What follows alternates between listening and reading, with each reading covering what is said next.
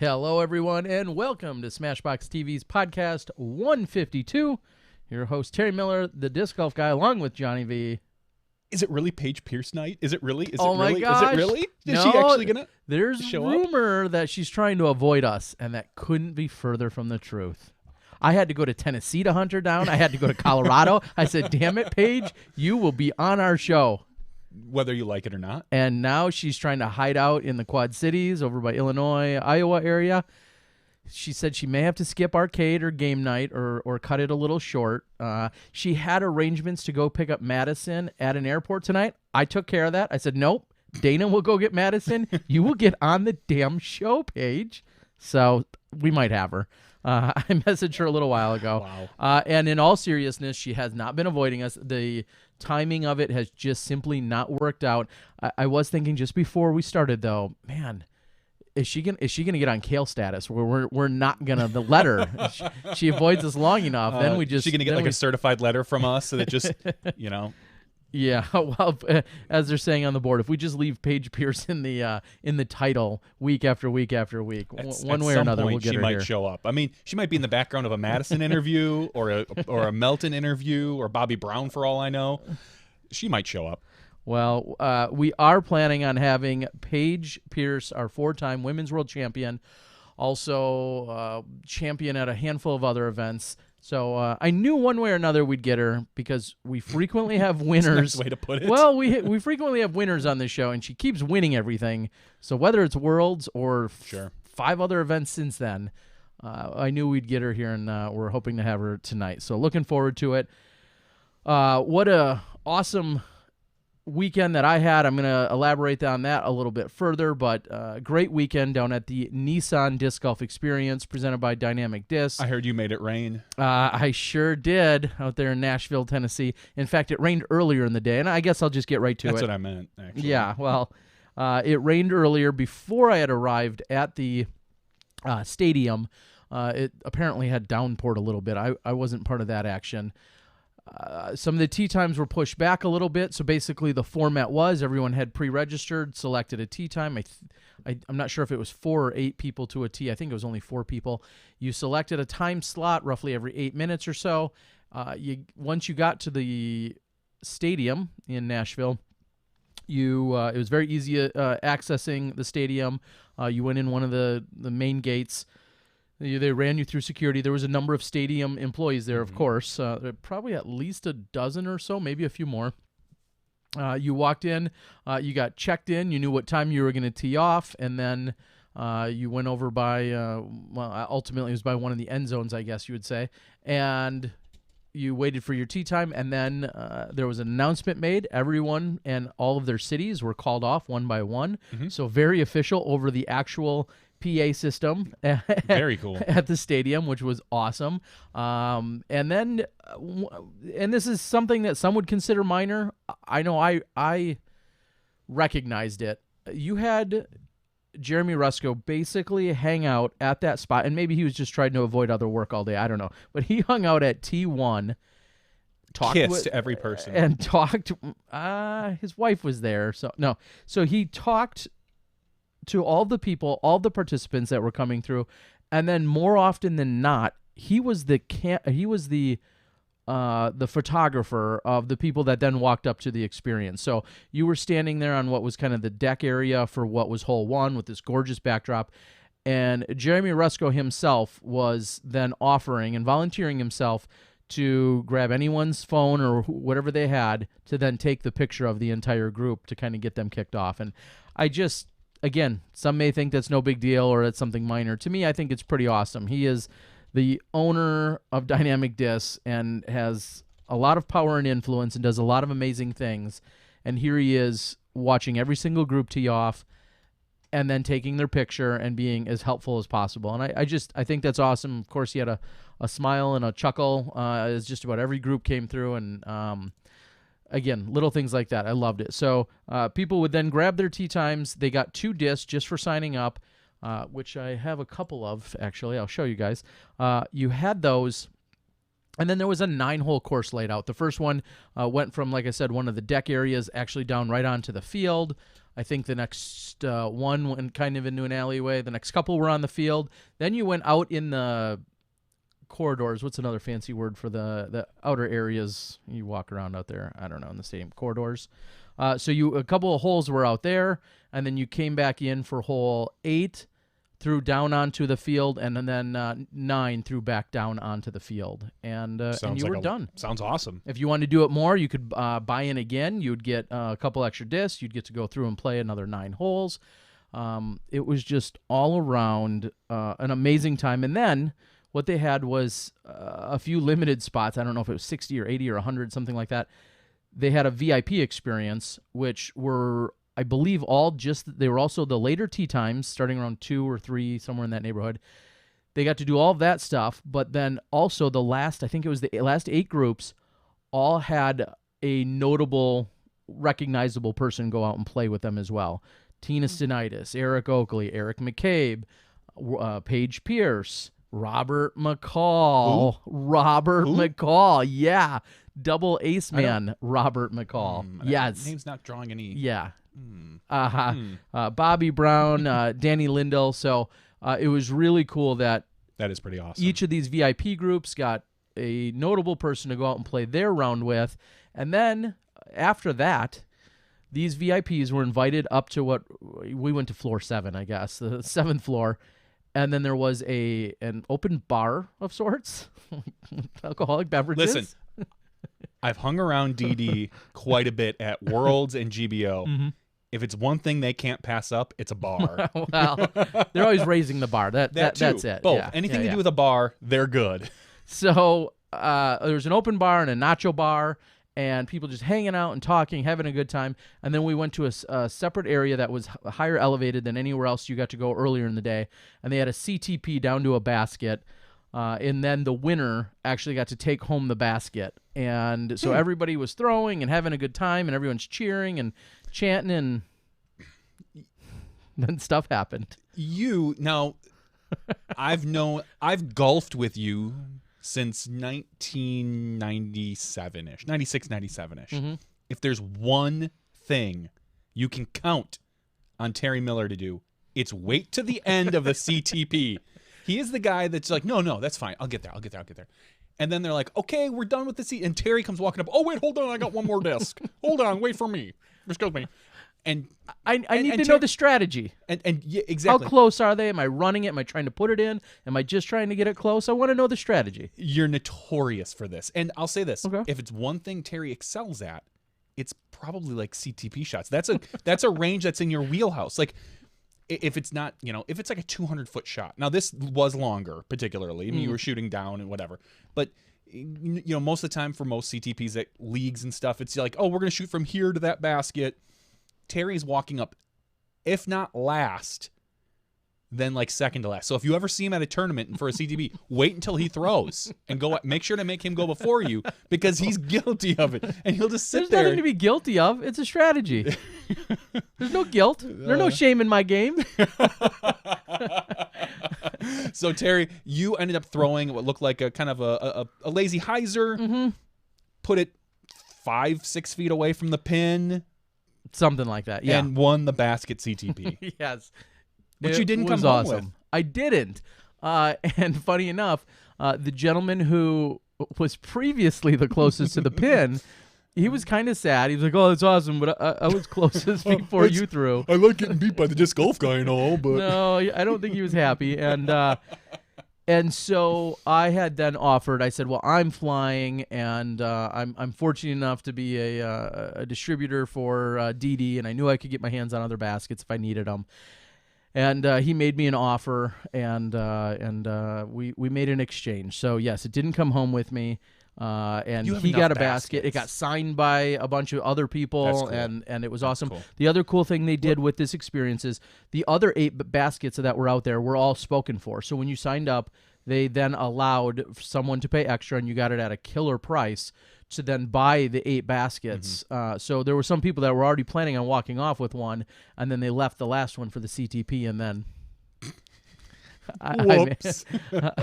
So I could gush for hours probably about how amazing the overall experience is, but I just want to say, and I said it in the post. We can gush a little more in the after show. Yeah, we can gush later. We're going to give away some free stuff that I acquired from the event, so thank you, but not a basket. But just, again, DD with a really cool experience. They made it, they had mentioned, it didn't sell out to full capacity, but they treated it as if it was a world championships. Everybody was on point. People were where they needed to be. It was organized. It was fun. Everybody had a smile on their face. Doug Bjerkes had told me not a single person missed.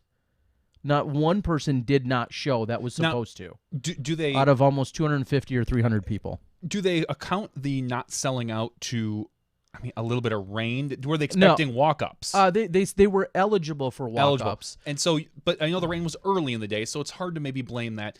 Maybe just a new area, and I mean, it's not like they lacked for getting the word out. At least in the disc golf community, at least. I feel like, and I talked with a few of them about it, I feel like there was a combination of things that could have factored in. DD, as they knew, they're not as prevalent in Nashville as they'd like to be. Sure. Part of the reason why they also wanted to go there is to help expand their presence. Makes sense. I mean, Nashville, Tennessee, home of Will Schustrick, probably a bigger prodigy zone, if you were to guess, than maybe other disc manufacturers. We see hot zones of other manufacturers. Obviously, DD, right dead center of the country. Michigan has always been Discraft. You always see, the Southeast is Innova country, Cali lower area, Innova country. But so every area has theirs. And I could see Tennessee, because of Will, being a little bit more prodigy. But it makes sense to go into markets, obviously, where you don't dominate. I mean, possibly. You might not get the turnout you want this year, but if they do it in 2, 3, 4 years, that word spreads. You've got fans. I forget the exact number, and I'm sure somebody could from DD could chime in. I want to say it was around 275. I think they said they had capacity for about 400. So it is what it is. They were really happy to be there. I know they've talked about other stadiums. They want to continue to rotate it. Having Am Worlds, a few days later, I'm sure there were some people in that region that may have been already going up to Am Worlds. They've already done, doubles, and field games were already getting started throughout the weekend. That's so there's true. a lot of different things that could have factored in.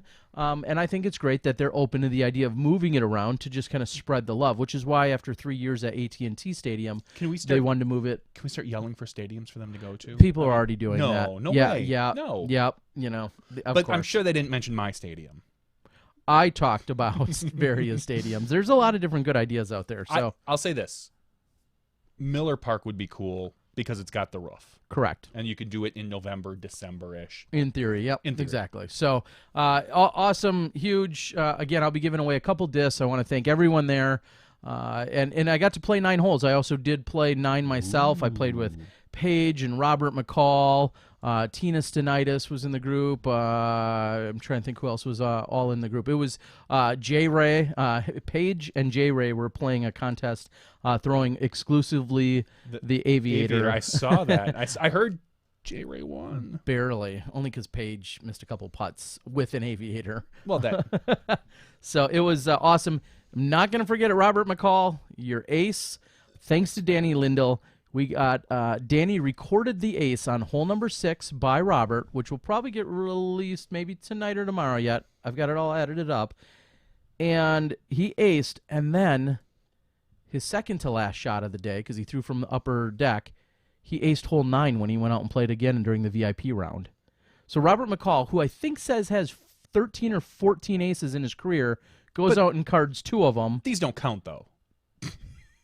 I'm just kidding. They were both good shots. I'm just joking. And they were both. Anytime you have an established tee and an established basket, I count that as an ace. They were great shots, and thank you to Danny for recording his first one. I saw the second one go in. I was on the other end of the stadium. I wasn't recording anything at the time, but I saw it go in. I was like, oh my gosh, Robert McCall, double aces.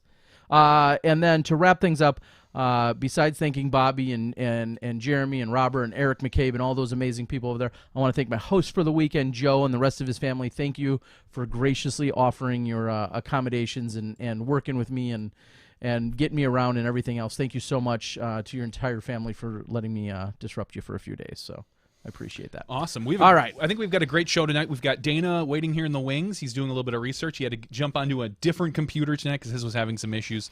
We've got a disc golf. We've got a disc golf nerd review tonight.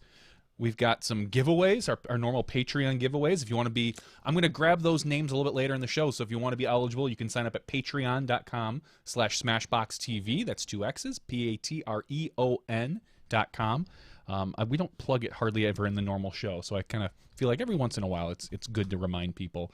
And yeah, so let's get to our best friend in the whole world, Dana. Ashley Vitch. Oh.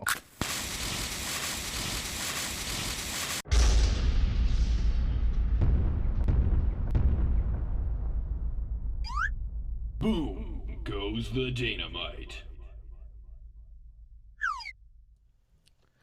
Welcome, Dana Vici. How you doing tonight, buddy? I'm doing good. I'm it's a little late for me. It's already 9:16, so I'm pretty tired. Don't you need to go out tonight and pick somebody up later? Is that what you're doing? Yeah, I got roped into some wild goose chase. It leaves me at Midway at 11:20. No, I'm picking up Madison at 11:20. She's going to Am Worlds. I'm also going to Am Worlds and volunteered to give her a ride versus having Paige and whoever she's with come up from the Quad Cities to Chicago and then back. So, yeah. Good Samaritan. You're a good Samaritan. So anyone that needs to be picked up from the airport in Chicago, call Dana anytime, anywhere. Wherever you need to go. Wherever you need to go, Dana will come and get you. He's kind of like a free Uber. Yeah, he's got like a 3-hour zone. So if you're, as long as where your destination is within 3 hours of Midway or 2.5 hours of O'Hare, then you're good. Right, Dana? Definitely. Let me know when you're flying out again, Terry. I'll get you. I certainly will. I appreciate it. A day late. No, I forgot. All right, Dana, what do we got? We've got not a lot of big events this week. This weekend, we've really only got 2 A tiers. Everyone's getting set for next week, where we've got Am World started today, and we've got a major next week. But what went on this past week? Yeah, we had a couple A tiers. We'll start out at the Silver Cup, presented by DGA in Roland Ridge up there in lovely Manitowoc, Wisconsin. It's the first year in 15 years that you two weren't there, if my math is correct. Well, I guess last year we were technically there. We were broadcasting. This year, Count last year. I do too, whether you like it or not. We didn't play, but we were there. But yes, this year, not present. Neither of us could be present. Nashville, the park for 8th birthday party, Nerf fight. An epic Nerf gun battle. It was pretty fun, actually. Sounds like you both had really exciting weekends. Yeah. So the Silver Cup this year, it was 3 rounds, and one of which being at Roland Ridge. They played a slightly different layout than last year. They kind of mixed up some of the holes. It wasn't all black to black, which is the long to long layout, which I kind of like the idea of that, picking out whether it's Roland Ridge or other courses, not always defaulting, say, all right, we've got to play the longest pin placement and the longest tee pad. They chose some other holes on the property that maybe worked a little bit better or provided better scoring separation, or were just maybe better holes or played quicker. I like that. I like when that happens, picking out the best holes, maybe like an all-star type layout, if you will. But so they did that at Roland Ridge. And that, by my math, was maybe the first or second round. But anyways, they also played at Silver Creek. The super silver layout, which apparently was very, very difficult and also a lot of fun. So it wasn't the layout that we saw last year with 2 18-hole courses and a lot of birdie 2 opportunities. This was sounds like a little bit more pro caliber type layout, and there was a number of top players over there, but winning the event coming from behind was none other than, you guys mentioned him earlier in the show, Kale Leviska. Don't look now. Back-to-back A tiers. What? He's so good, and it really disappointed me that we couldn't see him at Worlds, because not to say he would have won, but hand on a Bible, I think he'd have been top 5. I think those courses, they suit his type of game. He's accurate. He doesn't usually go for really big shots, even though he can throw pretty far. Mm-hmm. I'm still disappointed I didn't get a chance to see him, but this is the second time in 3 years he's won Silver Cup. Yeah, he's he plays really well up there, and if he has a putter or a mid in his hand, I'm pitting him against anyone else throwing a putter or mid. He's definitely one of the best at throwing those two discs, and Agreed. He makes so much money off that M4. It goes so far in the woods, so straight every single time. It's really fun to watch. But also really fun to watch Brian Earhart. Watch out. He's having himself a pretty good year, and he was actually winning going into the final round. Cale beat him by 3 throws to win the tournament by 2 strokes. So he had a 2-stroke lead over Cale going into the final round, but Brian is just having a really, really nice year. He got a win a few weeks ago at Mississippi Open. He had the strong finish at the Rumble, finished in 2nd place. Got a USDGC invite there. Illinois State's the other week, 3rd place. Another strong finish. But talk about fun, a fun person to watch. His forehand is absolutely ridiculous, and it's I love watching Big Germ throw his forehand, and watching Brian throw his is maybe more fun, maybe because Brian's left-handed. But yeah, that always looks really strange, because I can't think of another left-handed, primarily predominant forehand thrower, and it's always it almost freaks you out a little bit when you see, like, wait a minute, he's throwing at the wrong. Like, that's really weird. But it's still hyzers like mine. Yeah, hyzer's like mine, but he's throwing it forehand. How does he do it? And then you realize, oh yeah, it's just mind-numbing. He's throwing with the wrong We hand. see Devin Owens occasionally bust out a forehand, and he's very effective with it. But he's a top pro. I mean, he can do it, just like I say almost. It's a really good forehand too. Zach Melton. Yes, he does. Lefty. I have to say, quick interjection. When I filmed Melton some other event earlier this year, and it was the first time I really got to see an entire round start to finish with him, I was blown away by how amazing his forehand is. So huge shout out to Zach Melton. I've always wondered how he gets it done so well. He seems to make every putt, but then once I realized just how effective his forehand is, it became so much more clear to me. So awesome forehand. And skills. obviously, in this day and age, if you want to be a top 15 player, you have to have forehand and backhand, unlike what we saw 20 years ago, where you could get away with having just an escape route forehand. So. Yeah.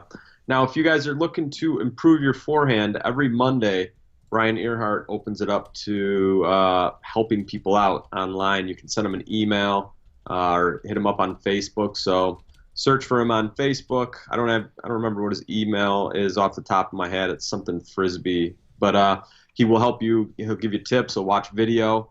He's a really, really good teacher, longtime Ultimate player. Cool. But a really good player and continuing to get better and better. And his brother, also really good player. He's a righty. He just quit playing baseball, I think, as of this year, and is playing a lot more disc golf. But he's a tremendous player too. So the Earhart bros from Illinois are very good. So watch out. Finishing in 3rd, 5 throws behind Cale, James Conrad, still out on the road. He's basically been touring all year long, and I believe he's touring with young Vinny Calvin Heimberg, who did finish in 4th, and a name that I've not seen in quite some time, Corey James from Milwaukee, Wisconsin, came out and played. I think this is maybe his 3rd tournament of the year, maybe 4th. Corey's a pretty solid local pro. Yeah, he's done a little bit of touring. He used to go overseas with Barsby in that crew, but I think the past 2 years or so he stayed here. I think he's focusing more on Milwaukee disc golf. But even the past, I'll say, 6 months to a year, he's been kind of quiet. So I couldn't even tell you what's been going on. Yeah. Since I got into Corey in 5th place, Mike Conley from Illinois He was leading the event after the first round. He finished tied for 5th with Cam Todd, Nate Perkins, and Lance Brown. I got a chance to talk to Lance a little bit after the event. Lance, another guy on tour, another new face out there. He's out there grinding. But Lance said he was in contention for the victory until he had a spit through or blowout on the lighthouse hole at Silver. Says that the wind was whipping. He made his putt, and those light it has the aluminum chains or whatever it is. It blew out. Then from there he threw a bunch of putts that did not go in. But he said it kind of knocked him out of contention. You could see his scores. He shot an 80 final round, while Kale shot a 70 and Earhart shot a 73. So said he was in contention up until that moment and just couldn't shake it from there. But 75 total players in the Open division. On the Open women's side, Leslie Todd held off Holly Finley. Leslie went wire to wire and got the win by 7 throws. Lindsay Fish finished in 3rd. So congratulations to Leslie. We haven't seen her playing a whole lot this year. No, this is actually her first win in like 2.5 years, not since 2015. Or 2 weeks. She won it 2 weeks ago at the Red, White, and Boom.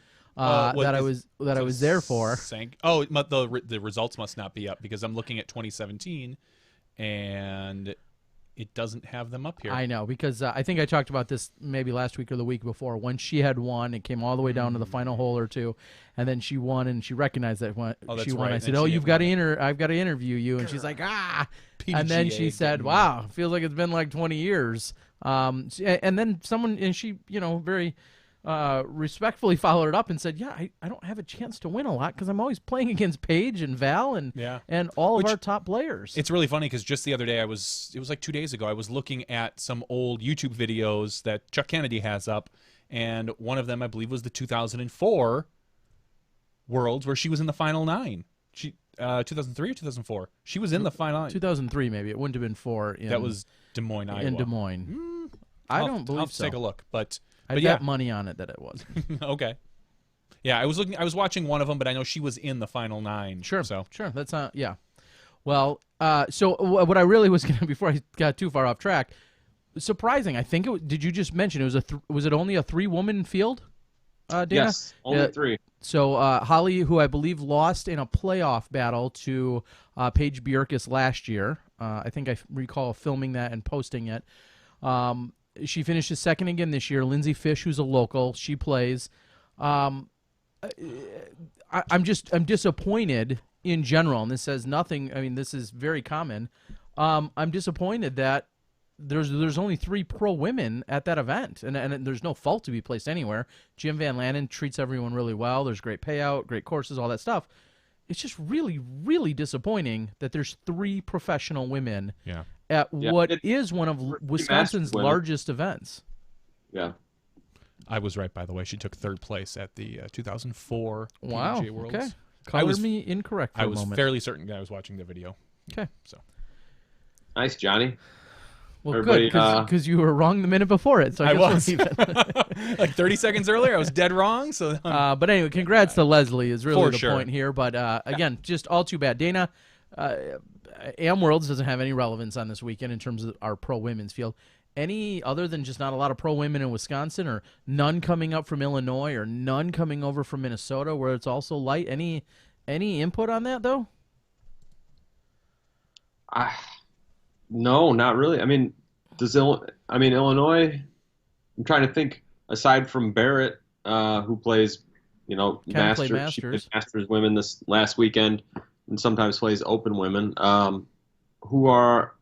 I mean, we don't have a whole lot of traveling FPO players. We're starting to see some women's leagues and women's only events, and it's starting to grow on the amateur side. We've got some good young talent. We've got some good talent coming up through the amateur ranks, but I can't say why there wasn't more women players up there, because, as you said, Jim puts on a heck of a show, and Manitowoc, it's a the courses are awesome as well. So I would have loved to have gone up there, but couldn't make it happen. But yeah, I don't know where the women were at. So Okay.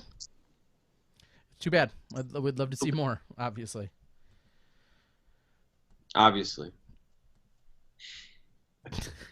Okay, next. What do you got? Well, let's talk about the Masters field. What about it? Well, funny enough that The player who shot the hottest, who's the best player at that event probably, and one of the best in the country. best in the world. I think Kale's the best player at that event, but Okay. Flip a coin, man, right now. What Johnny just- McRae, he's- just for semantics, what is Kale's rating? Kale, Johnny McRae's 1024. Kale's 10, 1027 to 1024. But I'll say this. Right now, you put him head-to-head, I'm taking Johnny. Because, A, Johnny's been on tour. He has, he's we'll say, quote-unquote, warmed up. I know Kale's been kind of playing local events, but that's a really tough one. Johnny just took third in the world. I know Kale's been a couple Final Nines, right? Mm-hmm. yeah. But when was the last one? 3 years ago? 4 years ago? I don't know. I don't remember offhand. I mean, don't get me wrong. Like I said, it's like literally flipping a coin with those two. I just think right now, at this particular instance, with the way Johnny's playing, I would have to give the edge to Johnny. Just barely over Kale. But all it would take is Kale to probably play 5 or 6 events in a row, and I could be taking Kale. And again, it depends on the course as well. So you put them in a heavily wooded course, I'm taking Kale. Just because you're right. He's got those deadly mid-ranges. And I mean, not that Johnny is a schlub by any means, but I just think that I would probably take Johnny McRae by a hair. So Okay. eat Yeah. it. I mean, I'm taking Kale, so maybe we can put a match together. Yeah, let's see how that goes. But yeah, Johnny played really well. He beat on everybody. His score, had it been in the Open Division, would have won. But again, it's in my opinion, it's a different. We've talked about this before. Yep. It's a totally different game when you can go play against a weaker field and kind of dominate when you're the clear alpha and you're the best player easily. So different pressures when you're playing against kids 20 years younger than you and whatever. But not to take anything, he went and shot tremendous golf. He won by how many throws? 20? Yeah. Yeah. So he won by 20. He absolutely shredded the courses, but does he win by 20 or 10 if he plays open? No way. No. No. But is he in contention? Absolutely. So, But on those courses, I'm still going to give it to Kale because it's you can't say Kale would have pushed differently or had different pressures as well, or responded correct. Did what he had to do to win, and he won by 2 throws. Can't fault him for that. And he won the Open Division, which is the top division, 75 players. Yeah. Johnny played down in Masters against a 20-person field where the next highest rated player, I don't even think there was anybody. Okay, Kevin McCoy was there, 994. So what's that? 30 points lower. So I mean, he took the low hanging fruit and played Masters and absolutely dominated. And he withdrew from the event last week, or the Red, White, and Boom, because of some back issues. A Lyme disease flare-up. Yeah. So maybe he decided, I don't know when he signed up or if he had signed up for Open, or he has always planned on playing Masters. But could you rack that up to maybe just not quite sure on his capabilities? I could see that, without asking him, but I saw that he was signed up for Masters and thought that maybe, he decided to go with Masters because he's coming off the Lyme flare-up. And I hope that they can get that under control, because that's Lyme disease scares the crap out of me. Yeah. And you hate to hear anybody having issues with that, because all of us, we're all out disc golfing out in the woods, and maybe some of you guys out there in the Northwest or other locations don't have to deal with it, but it's definitely present here and out in the Northeast. So I hope that he doesn't have any more flare-ups, and we'll have to watch to see if he I think he's been picking and choosing between Open and Masters throughout the year, so Well, actually, yeah, Madisonville Open was his only other Masters event this year, but I imagine he's going to be playing. Yeah, he signed up for the Master World Championship, so he's and Tim Selensky, so he's got an opportunity to win a couple majors here. So. And then I think one other thing worth noting, because I quickly looked at the results the other day, was one of your breakout names that we saw in Adam Hammes this World Championships. I think he, just like the World Championships, he finished 10th here at Manitowoc. Is that what you're looking at, Dana? I don't have it in front of me, but I thought I saw that he finished 10th there as well. So for those that maybe have thought about the name or saw the name for the first time at the World Championships, him being a Wisconsin-based player, he's way up in northern Wisconsin is where he's out of. So Manitowoc was is a 3, 4, 5 hour draw, not exactly his backyard, but I think ultimately we saw him finish in 10th there as well. Is that correct? Sounds about right. Okay, so just interesting side note and update again, because that name. Had he not finished where he did at Worlds, I wouldn't have made it a special point to bring him up. But the fact that you can now compare and look at, see what else he's done and where else you see him playing and whatnot. For sure.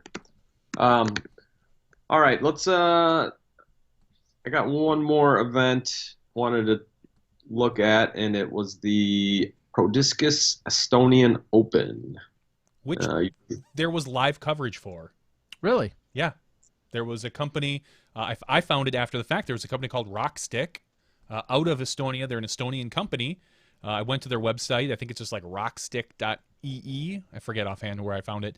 But they did live coverage of the third round. So I was really excited to see another company step up. And I think they were probably, I don't know if they're paid or how, whatever, by the tournament directors. So I'd be curious to know more info about that. I reached out to Rockstick, and I haven't heard back from them either. Okay, so I was going to quickly, I just went out to their website, rockstick.ee, and it looks like they are probably a media/broadcast company that was brought in to be part. Is that a good way to, is that what I'm probably looking at? Yeah. So it's not like they were obviously Smashbox started with the specific intention of covering disc golf. It looks like this is a media company that was then contracted to then go cover disc golf. Okay, awesome. And so did you watch some of the replay or? I did. I watched like the first four holes or so, and then I kind of skipped around, but good quality. Just, I mean, not a lot of graphics, not a lot of stats, a Pro Discus commercial. And it was interesting, but okay. I would say we can talk about more about that later. Let's get let's talk about the results. That's why we got Dana here. Dana gives us results, just like when he's giving a lesson or designing a course. Dana Vici gives results. Okay, wow. It's watch this, Dana. Now it's just us. Oh, thank you. Does everybody hear that? Or more happily doesn't. Oh, yeah. All right. So, Pro Discus Open. As I was saying, 128 total Open players, and there was 23 total Open or FPO players. So, very, very large field on both sides. I'm going to start with the Open women. Shooting some really good golf over the weekend and winning by 4 strokes was Henna Blumeros, beating Kristen Tatar. So shout out to Henna. I'm not sure if she's signed up for next weekend, but she doesn't look like it. She's 908 rated, so got herself a nice little victory, 500 Estonian dollars. On the men's side, Macbeth came out and had a bit of a statement first round, along with a couple other people, shooting 53 with Ricky Wysocki and Eagle. But then second round is where I should have said he made a statement, but he shot a 50, which was 1050 rated, while Wysocki had a pretty terrible round, probably one of his worst rounds of the year, shooting a 59, which was 971 rated, and that dropped him way down. But he did come charging back, shooting a 50 final round. That's Ricky, and Paul also did shoot a 50. So when it was all said and done, tying for second place was Ricky Wysocki and Eagle McMahon. They were both at 18 under, while Macbeth shot 27 under. I heard the course was pretty difficult, a lot of out of bounds. First day, weather wasn't all that great, but there's a lot of great players there. Felberg was there, Austin, who finished in 4th. Austin Turner 5th, tied with Simon Lizotte. Also had Big Germ out there, finished in 10th. Yali Storr, Pasi Koivu was there. But I guess we didn't see the Nico and the boys make it over there. I thought that maybe they were going to play that event, but they must just have hung out, and they're heading over to Nokia for the European Open this coming weekend. But Macbeth, nothing new to him to go over to Europe and dominate. What do you think, Johnny? Yeah, it's kind of his home away from home. I was having a conversation with somebody today, and someone's like, well, who you got for next week? And I said, Paul. I mean, he dominates the beast. I can't pick against him. As great of a year as Ricky's having, and as much as Ricky would try to love to run the majors, A, Paul's going to be out there to stop him, and B, it's going to be tough to beat Paul on that particular course. He knows it like the back of his hand. He likes it, and he plays well there. I think Paul, for whatever reason, is very comfortable overseas. He doesn't seem to have any of the issues, any sort of jet lag issues by any means. He just plays very well overseas. So, yeah, I can't pick against him. Now, I don't always claim to know what I'm talking about, but at their last face-off over at the Beast, did Ricky get the best of Paul? Can anyone confirm or deny said random thing I'm thinking about? I feel like Ricky put it on the green on 17, which essentially sealed the deal. So in terms of just their last meeting, on 18. Oh, he did have to? Okay. I was going to say, I think just in terms of their last meeting at that location, I feel like Ricky had gotten the best of him. Where was that? That wasn't, because that wasn't no last idea. I'm year's just making stuff up. That wasn't last year's European Open, because Paul won last year's European Open. It was. But when did they play the Beast last? Was that a World The Tour? European Masters. Click on that Was it one. the European Masters? I believe that's it. Yeah, which is a name that kind of throws us off because we're so used to Masters being age protected division. So, yeah, and that one, you're right. Yep, Wysocki beat Paul by. Well, that was in Stockholm, though. Yeah, so maybe that's not where I'm thinking of. I don't recall. I'm sure somebody's smart on our board. Somewhere our Smashies will know. Okay, so maybe again, maybe I was incorrect, and I'm thinking of 2 years ago. But for some reason, I thought the last time they squared off at that course, Ricky had gotten the best of them. But some of these years, and with events only happening every other year sometimes and sometimes not, and calling events the European Masters, it throws me all off. I too much for my little brain to handle. Kiss. Keep it simple, stupid. Yeah, exactly.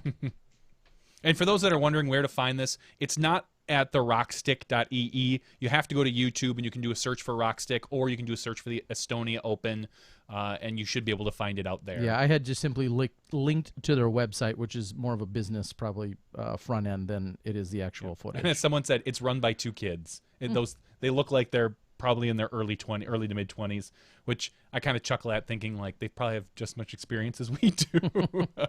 So. All right. So we also saw in FPO, actually, we saw it was a first cash for one Hannah. Hannah Croak, she cashed for the very first time and took it. So she is no longer eligible to play amateur. She had made a post about how she was thinking about playing Am Worlds, or maybe trying to win Am Worlds. Clearly not this year, but maybe next year. And she took the money and ran.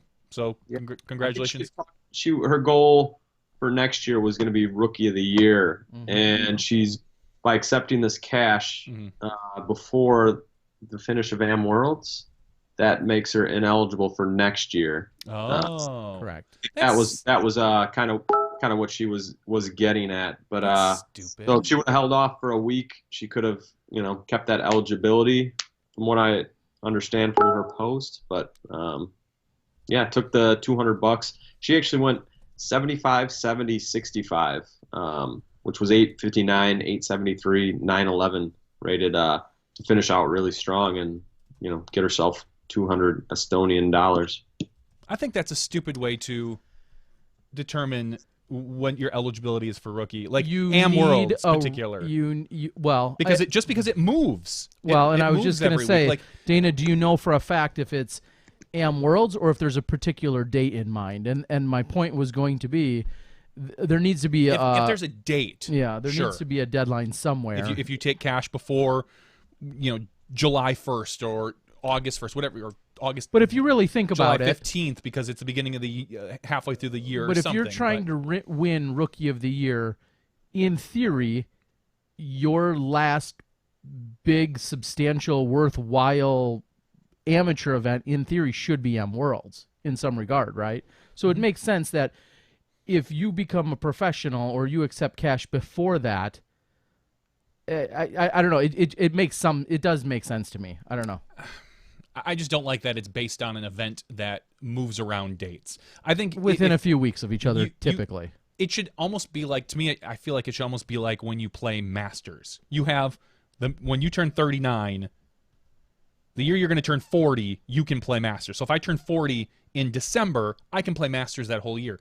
I think that should be kind of like Rookie of the Year. If you take cash in February, you can still qualify for Rookie of the Year the next year, even though you've played pro that whole year, we'll say 2017, 2018 is still your rookie year.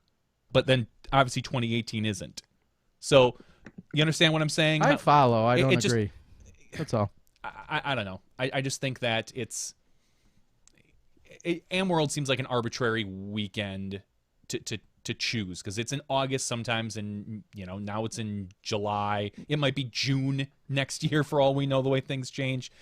It just seems like an arbitrary weekend. Yeah, but it's no less arbitrary if it's next year and you say July 1st. I would rather have it be a hard. Worlds I would was rather in have June one year and September the next. It's I'm still saying an I would arbitrary rather date. have it be a non-arbitrary date. Say July 1st. If you cash before the beginning half of the year, then you can't be qualified. Okay. I'm just saying, pick a hard date. Point, Terry. Nah, I disagree. Thank you. Let's just move Worlds around, and we'll move the time around so people aren't quite sure, because that's always. I'm done arguing about it. That's all I'm going to say. Dana awarded the point. I'm done. That's fine. Dana can. You're judge. You can win. All right. Well, let's it's midweek, or not even midweek, but Worlds. It's here. It started. Round one in the books. But where's the live scoring, bro? Too soon? Too soon? Too soon. All right. Dana, I'm going to quickly interrupt you. And this is a little bit of a PSA, and call it a soapbox as well. There are 700-ish competitors over a half or a dozen courses in 90 or 100-degree temperatures, with people taking off weeks of their own personal work and vacation time to be at the Amateur Worlds, whether that's to play, whether that's to go sweep a tee box every morning, whether that's to fill a water jug for 9 straight hours of the day, to stand in a field with an effing flag, red or green, and tell you if you're in or out of the line, and you may or may not thank them. There are an endless supply of amazing people and volunteers, paid and unpaid, staffers, that are all part of Worlds, and please do not get too bent out of shape if there is not live scoring for dozens or hundreds of these competitors. At any event at this scale, it is a massive task, and I am much more concerned about someone running around and filling a water jug in 95-degree heat than I am about someone following around the 19th group in MG1, I love you guys, but the 19th group in MG1, and wondering if they took a 6 or a 7 or a 4 on a hole. Like, there are some priorities, and I appreciate that a lot of our places and events and staff have spoiled a lot of our spectators, and I'm glad that a lot of us have been able to do that in a lot of ways. But for goodness sakes, getting bent out of shape over not having live scoring for every group at AM Worlds with 700 competitors on the opening day, there's much bigger priorities in our sport. All right, Dana, who's winning AM Worlds? Who's winning? Well, for advanced, we've got an A pool and a B pool. And right now, winning the advanced A pool, which I guess advanced, there's 240 total players, is a young man from Wapello, Iowa, Colin Poe. He played Westlake this morning. Great course, very hard. I'm not sure what configuration exactly they were playing, but he shot 7 under par, which ended up being 1,003 rated. Just because it's 1,003, you might think that's all, it's just 1,000 rated, but historically that course doesn't give up huge ratings. Even when Zachariah shredded it and shot like a 72 on the long layout a few years back, it wasn't all that high, but you're seeing that because it's 24 holes or however many they play. But Colin is tied with Christopher Kesseloff, who is 1,000 rated, but he only has a couple rounds on his rating. Chris is from California, and looks like he's just played a league at La Mirada, and then he won advance at the Ukaipa Challenge. So maybe kind of one of those guys that picks up disc golf and joins the PDGA. He's PDGA number 91498, so pretty recent PDGA member, but he's got that 1,000 rating, even though it's not bolded. Again, that means he doesn't have enough rounds rated to get him there, but obviously a solid player. He shot a 1,000 rated round today, 1,003 to be exact, so good shooting to those guys. They are at the top of the A pool. Top of the B pool, David Garb from Illinois. See him in a lot of local events and leagues. Good dude, but he's winning the B pool by 3, so I think he said they have 2 rounds tomorrow, so he's looking to put two solid rounds together tomorrow and get to that shuffle and get himself up to the top of the A pool. And I am moving down to the C pool. They did play 2 rounds today, and winning that division currently is Christopher Deneen. Chris is from South Bend, Indiana. And still scrolling. I don't want to leave out the D pool. Never want to leave out the D pool, but winning that is Alex Springman and Jason Conister, along with Ty Krakowski.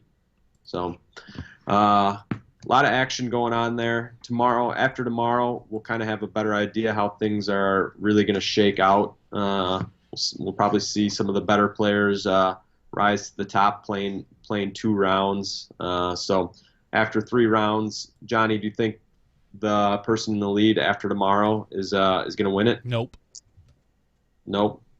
Terry, what's your call? Who? Say that again. Who is in the lead? No, just at tomorrow. Oh, just generically speaking. Yeah. Yeah. Well, the leader after 3 rounds. No, I've seen. I think of thinking about like the some of the scores that I watched last year, how they unfolded and these courses and the back and forth. No, it's still too early. There's a diversity in all these courses. There's a lot of golf, a lot of rounds of different. I think we talked about it last week. 4 or 5 different courses when it's all said and done. And I think that's too early to predict for anyone. They're actually playing 6 rounds. Then there's a cut to the semis. So 7 rounds and then a finals. So for all of you fans of the old school Worlds method, it's still alive and well on the amateur side. When polled, amateur members said that they wanted to play more rounds on more courses. So here we are. PDGA listened, and they're playing a lot of rounds on a lot of courses. Well, and to follow that up, more courses are flat out needed in order to accommodate a larger pool of people as well. AM Worlds traditionally has hovered in that 400, 500, 600, 700-ish range, give or take, of course, depending on where you are. And with that many people trying to come and compete and sometimes still getting shut out because there's not enough room, that's that many more courses that are needed, which again, insert argument about Pro Worlds. When you only have 2 courses that are being used and it's a slightly shortened format, it gives a lot more cities and opportunities to be able to be a host. But and let's face it, Am World's courses, although need to be solid, they don't need to be nearly as, we'll say, long and challenging and brutal and as competitive as you find with obviously the Pro Worlds courses. So that opens up a lot more opportunities out there. Tom McManus is on the board from Illinois, who's attended a lot of Worlds, PDGA 1276, and he says it's been great out there. There's plenty of nightly activities that have been planned, which Johnny hates for pros. He says there has been a ton of it. It was hot and humid today and expecting even worse tomorrow in terms of just it being hot and humid. This whole week is supposed to be hot and humid. So, I mean, I'd rather have that than rain. Sure. But, yeah, it's going to be yucky. Yeah, so good luck to everyone out there, and Tom and everyone else. And hats off just to the crew. The undertaking, and why I got so worked up earlier, just the undertaking of hosting a Worlds at all, or any large-scale event. It's massive. It is. This Am Worlds is a massive endeavor, and I'm fine if I don't see live scoring until literally semifinal round. Friday, Saturday afternoon kind of thing. Yeah, like give me it when it starts to truly matter. Like, there's a lot of rounds, and it would be really nice to know what your friends are doing, but you know what? Have them text you. I was just going to say that if you're that concerned, if you're really that worried about your friends, and your friends, A, if your friends are willing to do it, they could do live scoring for themselves, or B, have them post their own scores on Facebook and follow along. And I know I said it, I think just offering solutions here. Me too. I said it last week that I like the fact that the AMs play so many courses, because I like the fact that to be an AM champion, it really does challenge your entire game. I'm still on. It really does challenge. She's just moving shackles around. It sounds like you're in trouble, Dana. Yeah, that's Dana's ball and chain, figuratively and literally. Wow, I'm not gonna go. I gotta go, guys. I will say Paige Pierce is on the line saying, "Hurry up, hurry up." Okay. Well, before I go, for those of you that are at Am Worlds, I'm going to be at the Fly Mart tomorrow in the Disc Golf Park booth. Come buy one of these discs, and you'll get a chance to win a Disc Golf Park Target. Heavy duty, best warranty in the game, 25 years. But come see me, talk some disc golf, hang out. I'm going to be there. It's going to be a lot of fun. Come say hi. And thank you guys for having me. And thanks for that plug, Terry. You're welcome. And I hope before you get there, out to your booth, you're doing some live scoring for a group. Just pick a junior group and do live scoring for them. Yeah. That'd be fun. I hope I can take in some of the action, but I've got a pretty busy day tomorrow. So. All right. See. Terry, I'll see you there. You'll see me. I'm looking forward to it, buddy. All right. All right. Have a good night. Thanks for all the insight, Dana. Travel safely. Again, Dana Mike giving us some scores from around the country. And as he said, stop by if you're out there tomorrow for the Fly Mart that's taking place at Am Worlds. He'll be there representing Disc Golf Park, as he just mentioned.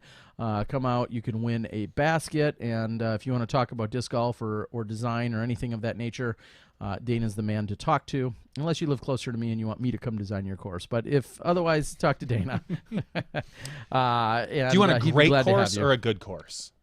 And I'm not going to say who does which. I wouldn't either. Me neither. So we do have Paige hanging out there. She said, now? I said, simmer down. Yep. When we're ready. Have her. No. As soon as she logs into Skype, I will. I'll dial her up. Or if she wants to call us, the phone lines are open here on SmashBoxxTV. All right, I have instructed her to log in. So as always, I'd like to take a quick note to let you know we follow along best with our YouTube chat group. We'll occasionally check in on the Facebook page. We're glad that you're out there chatting and interacting with everyone else. Please continue to do so. However, if you want something to actually be seen by us, your best bet is going to be going to the live chat found on the YouTube page. If you all but want to guarantee we not only see it and maybe even read it if it's appropriate, there's a super chat function where you can click on, there's a little $sign. I'm just going to say, because people want to actually know how it happens, there is a little $sign. You can make a contribution. It feeds right to our page. We never plug it by any means, but some people insist on using it, so it's there. You click on it, and then you can type in whatever you want, and it comes up big and bold. And like I said, we definitely pay attention to dollars flying in our faces. So you can do that as well. I'm going to see if we've got Paige just about ready. I don't know if you're seeing her log on just yet. Not yet. I think she'll be joining us here very shortly. She said she didn't have her... I said, for sure on the show tonight. She said yes. And then a minute later, she texts back a 4-letter word and said, oh, Madison's not here with her laptop yet. And then we started coming up with other solutions. So hopefully her phone and Skype will work for us. But she's used to having Madison's laptop at her disposal. So everybody needs a tech person. That's what I'm saying. Yeah, that's why I talk to you still. You're lucky you're good sometimes. Anyway. 50-50 on that. Zach out on the board says, I can't stick around, but excited to listen tomorrow. Well, we're excited to have Paige finally join us, and we'll have plenty to talk about. Not only, obviously, the Am Worlds, but then seeing her in Colorado. She was just at the Disc Golf Experience, and now she's hanging out at Am Worlds. Sorry, I think I said Pro World. I meant Pro Worlds before. So it's we'll have plenty to be able to catch up with her when she does join us. Real quickly, until we get her to join, do you want to just quickly talk about what you released today for some people out there? Oh yeah, actually late last night. So I'm going to try to start a new podcast, and it's a real brief, like a 3 to 5 minute summary of the week in disc golf, more or less. Some things that we maybe won't talk about on the show, some things that we'll touch on. I talked about the winners of the big events. I discussed some disc releases, some PDGA basically authorizing the Arsenal discs. They came out with 5 discs. The PGA approved now. I spoke about one other thing as well. Am Worlds field results I talked about. And basically what I want to do is just kind of every Sunday or Monday-ish get that out there about the winners and what we saw in the last week before this podcast, and then make it quick. Just hammer it home and be done. So I kind of want to get that out there. It's a good thing for people that maybe don't want to listen to 3 to 4 hours of us. I don't know why people don't. What? Yeah. Hush your mouth. And there are things that we absolutely won't talk about, or that I won't bring up. They asked me to accept. There we go. There are things that I won't. She can't see you. Oh, you're just doing that. You're just dancing around. Rotate your phone 90 degrees, Paige. Yeah, she can hear us, but she can't see us. So that's really what I want to do. I want to see how it kind of goes over. Just a real quick weekend review of PDGA stuff, event results, and any big news that we see. And I'm going to get that out there. So keep an eye out there on Mondays or Sundays, Mondays, maybe, for that type of stuff. Would you consider it a new podcast, or would you consider it like the Smashbox preview? It's kind of like a Smashbox Smash Cut, but it's more of a new podcast, I think, just because, like I said, there are things we will never talk about the PDGA approved discs on this podcast because it's boring, and it's stuff that really people don't really care about hearing our input on that. But it is news to know that Arsenal Discs, which was a kickstarted company, released 5 discs this week. So okay. It's things like that. But you know who we have on the... Oh, we did. Oh, she vanished. We just lost her. We were just about to cut to her. We'll see if we can get her back. All right. So without further ado, we're finally going to get her on the show. She's been avoiding us for weeks. You've been chasing her down city after city after city. Welcome back to the show, Paige Pierce. Hey, Paige. Hey, you're here. I don't have any sound effects for cheering. So. Well, thank you for joining us. You are a very busy woman. We lost your video briefly. Yep. Got me now? Yep. Yeah, you're good. You're a very busy woman that is constantly traveling, constantly winning, and thank you. We know you're at Am Worlds. Tell us, where are you? What's going on at Am Worlds? Well, we just finished challenge the pro at the arcade, the local arcade here. Okay. So all of us pros, which was myself, Zach Melton, Leslie and Cam Todd, Will Shoestrick, and Michael Gibney, and Des and Jay, and Kevin McCoy and Chris Sprague. And I feel like there was a couple more, but maybe it was a chaos in there. Okay.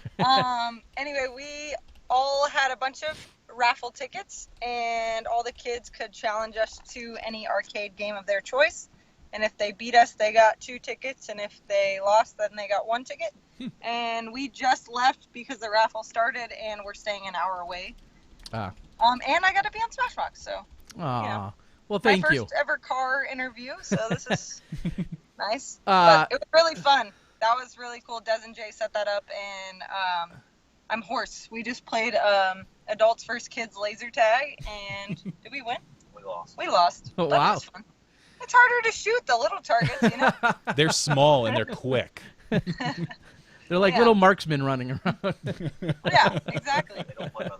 And they won. That's awesome. So, kind of what we saw last year, I know at a few of the Disc Golf Pro Tour games, kind of a similar concept where you had basically some raffle, or you had some tickets, you got to challenge some of our sport's best players in various games, and then you could, win or lose tickets accordingly, right? Yes. That's awesome. Very cool. Well, that's fun. Now, we keep talking about you being on the road. How in the world are you keeping your schedule straight? Because you're literally, I'm seeing you all over the country every weekend. Yeah, it's easier this year, I think, just because, the one flaw in the scheduling was the Beaver State to Worlds. Yep. But Zach and I were just talking about this yesterday. Like, we haven't really had to drive that far, like maybe 8 hours each time. So it's been awesome. We just went to Nashville, and then we only had an 8-hour drive to M Worlds, and then after that we are gonna have a 3-hour drive, 2-hour drive to Des Moines. Okay. And that was going to be one of my follow-up questions is what's coming in after AM Worlds? Because we know there's a lot of people that are overseas, a lot of your competitors and friends and sometimes travel mates and whatnot. A lot of them are overseas, but here stateside, what do the next few weeks look like for you? And why aren't you overseas? That'll be the second part. I just didn't want to this year. AM Worlds is something I don't think I'll miss again. And the Nashville disc golf experience, I'm not going to miss that. So, plus I'm not a huge fan of UC Ran tournaments, if we're being perfectly honest. Okay. Smashbox, keeping it real. That's what we do. And yeah, I've been there, done that, played the course. It's a great course, but I thought the stuff over here was a lot more important. And only thing I feel like I'm regretting missing is President's Cup, but I know Val and Kat will hold down the women's side, and I believe we will stay undefeated. So go USA. Awesome. Now, only because I think it's a fair follow-up to clarify, and it'll be one question on it. You say you're not necessarily a fan of UC Run tournaments. Would that be pinpointed by, we'll say, the disparity with the men's and the women's, and how some of that has unfolded over the last year or two? Is that kind of the central point? It's countless reasons, to be honest. Okay. If a tournament lacks one aspect, I don't really judge it because nobody's perfect. But it's quite a few checks off the list. So okay, that'll be another podcast another day then. All right. So so Des Moines, when Des Moines has had big events for many years, obviously a Worlds. Later this year they're going to be hosting the U.S. Masters, and it's just a hotbed. Obviously AM Worlds is just a few hours from there. Iowa is very much a hotbed for disc golf. We live relatively close to it.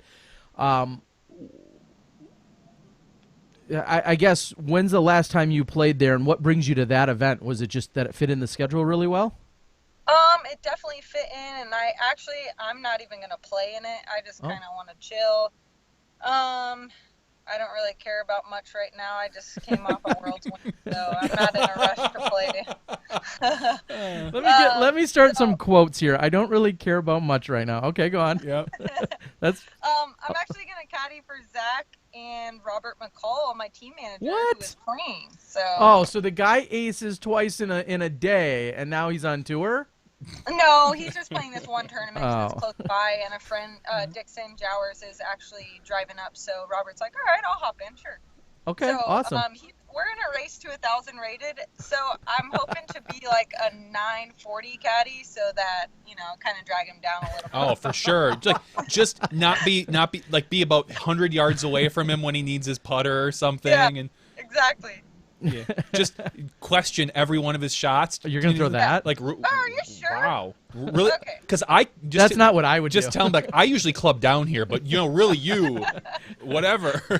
I'll have to try that. Give me some tips for bad caddy advice. Definitely second guess his hair. If there's anything that's going to throw him off Yeah. his game, at any point, Oh, be like, good oh, point. you might want to check your hair before you make that shot. So point. those are all little tips that I would work with. So Des Moines, and then what comes after that? After Des Moines is Ledgestone. Okay, yep. Back on the Pro and then Tour. After, what? I said back on the Pro Tour. That's kicking back up kind of for the second half, we'll say, of the Pro Tour season. Yep, and then after that, I think we have an off week. We're deciding between Titan Open and a unsanctioned doubles event, right? Yeah. And where? Kentucky? Ohio. Okay. Zach Melton had made a commitment to Zach Arlingus, which is like, I would say 70% of the reason we're at Am Worlds. He's probably my favorite little human I've ever met in my life. He's so cute. And he throws the disc with both hands, backhand and sidearm. Wow. He's so nice. He has literally every angle covered at that Yeah, point. Like it's forehand, incredible. backhand. I have so beforehand. many questions every time I watch him play because I'm like, how did you choose righty flick that time? Like, what made you choose that? And he's like, well, he's so soft spoken and like super kind and humble. And he's like, well, ma'am, I was thinking that, the way the disc spun and I'm just like, can you teach me? Can you coach me, please? Yeah. That's awesome. So one of the conversations that's been going on, and we saw it unfold with a couple of articles, was the discussion around different tees for some of the women, not for some of the women, for the pro women at some of the events. We've seen Ledgestone talk about actually changing up some of the courses and not having you guys play at Lake Eureka. We've seen Steve Dodge make a pretty detailed post about all of the tees that you'll specifically play at the Vibram. Do you see all of those as good things, or is there anything that you're reserved about, considering you're one of the furthest throwers in the game? You're kind of like teaching me things. I didn't know any of that was going on. Okay. Well, But I'm not surprised. I've had a couple meetings with Steve Dodge about that, but I didn't realize he was implementing it this year. Yeah. So that's good on him that he's made a plan and activated it so quickly. That's props. But yeah, he showed. I wasn't a fan. What was that? A fox? That was a fox. That's a fox. what did the fox say? Thrown in the yard. Yeah. Leslie and Cam almost just ran into a fox. That was so cool. Anyway, it's alive. That's good. I forgot what I was saying. We were talking about the tees, and you've been talking a lot. You've talked with Steve about the tees. Oh yeah. So yeah, we had a meeting about it. I wasn't a fan at first. I think that's just selfish Paige Pierce bias, but I think as a whole, it's something that's going to benefit us in the long run. Vibram does it really well at the Vibram Open. You just have to pick and choose what holes make sense to have short pads on.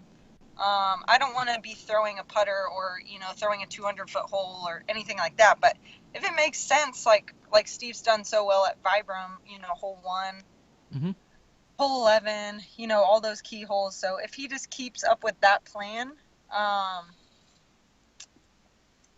I think it's good. Okay, and so I was just going to say, he typically, I think it's been 4 or 5 holes. You just named a couple of them, along with hole 14, playing from the lower tee, so on and so forth. Yeah. And then another one that stands out that I was thinking about the other night, hole 2. In hole 2, the numbers have shown him that he's doing that. yeah, that he Yep. wants to go to a shorter Okay. 1-on-2, and to me that seems like dead on. Every part of his argument is backed up by him implementing a shorter tee on hole 2. Yeah, I actually agree with that, and I think I vocalized that. I was like, you know what, hole 2, like nobody gets up there for a putt, and he's like, that's a hole I was thinking about, but I wasn't sure, because that hole's just boring for us. Every time we get up, and Val has done it for years and years. I think I've been playing Vibram since 2010, and I've watched Val do it every year. Just grab her mid-range and place it right in the middle and then throw it again. It's just a boring hole for us, so it adds more excitement. We get more birdies, and I think there's a time and a place, and as long as the tournament directors and the tour director Steve Dodge work together and come up with a good plan, I think it'll pay off. Okay. Well, we'll move on since you didn't. But yeah, that was the talk at Ledgestone, as well as specifically out at Vibram, and it'll be really cool to watch that unfold and see how the dynamics of the women's field, how they unfold. I mean, you're still going to have advantages, and you're still going to be a great putter and accurate and everything, but it'll be interesting to see how the scores and the rest of it plays out for everyone. So let's back up all the way back to you winning Worlds, your 4th World title in an odd year yet again. Mm-hmm. And now, as you mentioned a few times with me and others, you're in that category with Val Jenkins at 4 times, and it's officially a race to 5 now. What does it mean for you to have this many titles and to put yourself among some of the best women or the best women to ever play? Well, definitely means a lot. I never would have thought that, playing tournaments at 8-year-old, I was going to contend with Des, who I was also watching at that tournament that I was 8 years old at. So, it is a crazy, very, very surreal feeling. And I guess I'm just excited for the future and for that opportunity to hopefully, set a new record and make history maybe. Do you have a number in mind, like in the deep dark that you won't say out loud? Do you have a number in your head of like, this is what I want to get to for World Championships? 22. No, I don't necessarily. I mean, I'm a more of a long-term, but I think for Worlds, I just try to take that one at a time. Okay.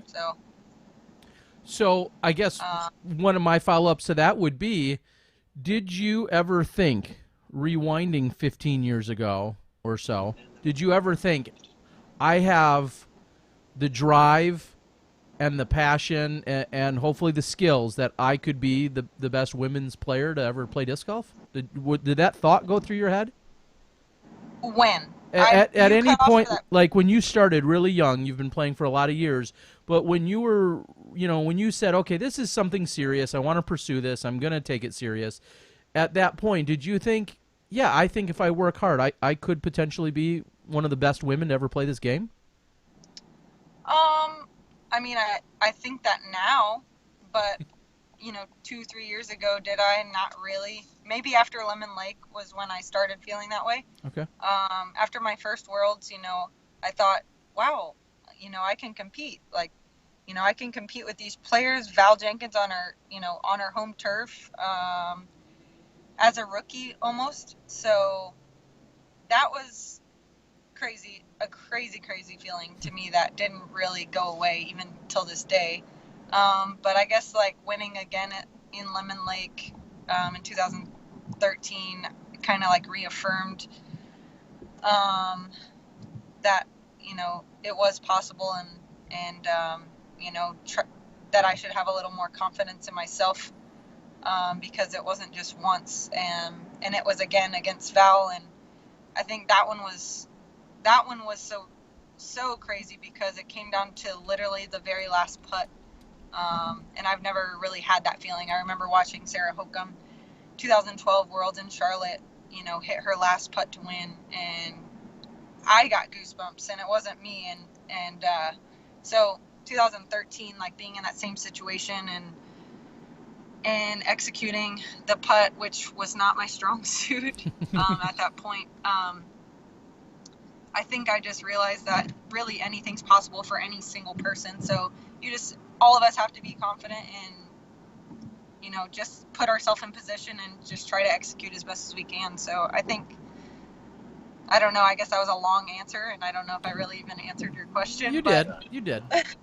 No, I think some people, you know, get started and they're passionate about it, and then you may, you know, will your way or work your way into being really successful. And really that was my question was, did that happen, or did you know early on, like, hey, I can be the best in the world? And right now we're looking at Juliana with 5, Elaine with 5, you know, Val obviously with 4 world titles, yourself now with 4, and the 3-timer club, you know, like your Des Redding, like you're on another level, and it's crazy to see because you're just how old? 26. 26. So you've got a lot of years, presumably in the open division, to go here. Dare I ask, what do you think about the format this year? 4 rounds. And it's been a hot topic with everyone, but you came out on top. What did you feel of the 4-round event? I wasn't a real fan of it. Okay. I think Worlds should be the exception. You know, we play 4 rounds all the time. We play 4 rounds at national tours, A tiers. So I think that's what's always set Worlds apart, is that you're training for it all year. Every course you play, Blue Valley.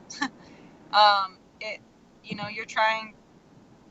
I don't think disc golf necessarily is like something you have to be physically fit for, but you know, that one tournament a year, I think, you know, it was it kind of set some people apart.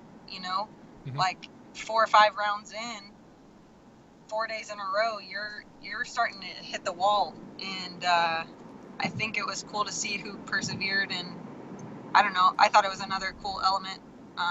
So I don't know. It doesn't really matter what I think because it's not going to change back. But I don't know. I think it should be more than 4 rounds, absolutely. Okay, and so plus the final 9, we have no spectators if we don't have a final 9. There's no spectators. Yeah, that was the one downside I saw when we were, you know, following you guys, is that you guys had what, 20, 25 people kind of that was following you regularly, and then there were a few more at hole 18 when you got there. 15 of them were my DD family, so it's like, you know, I don't know. Pro World felt really weird this year, just as far as, I mean, the media crews were there in abundance, so we had eyes on us that way. But for the biggest show of the year, it was kind of lacking in numbers, I would say.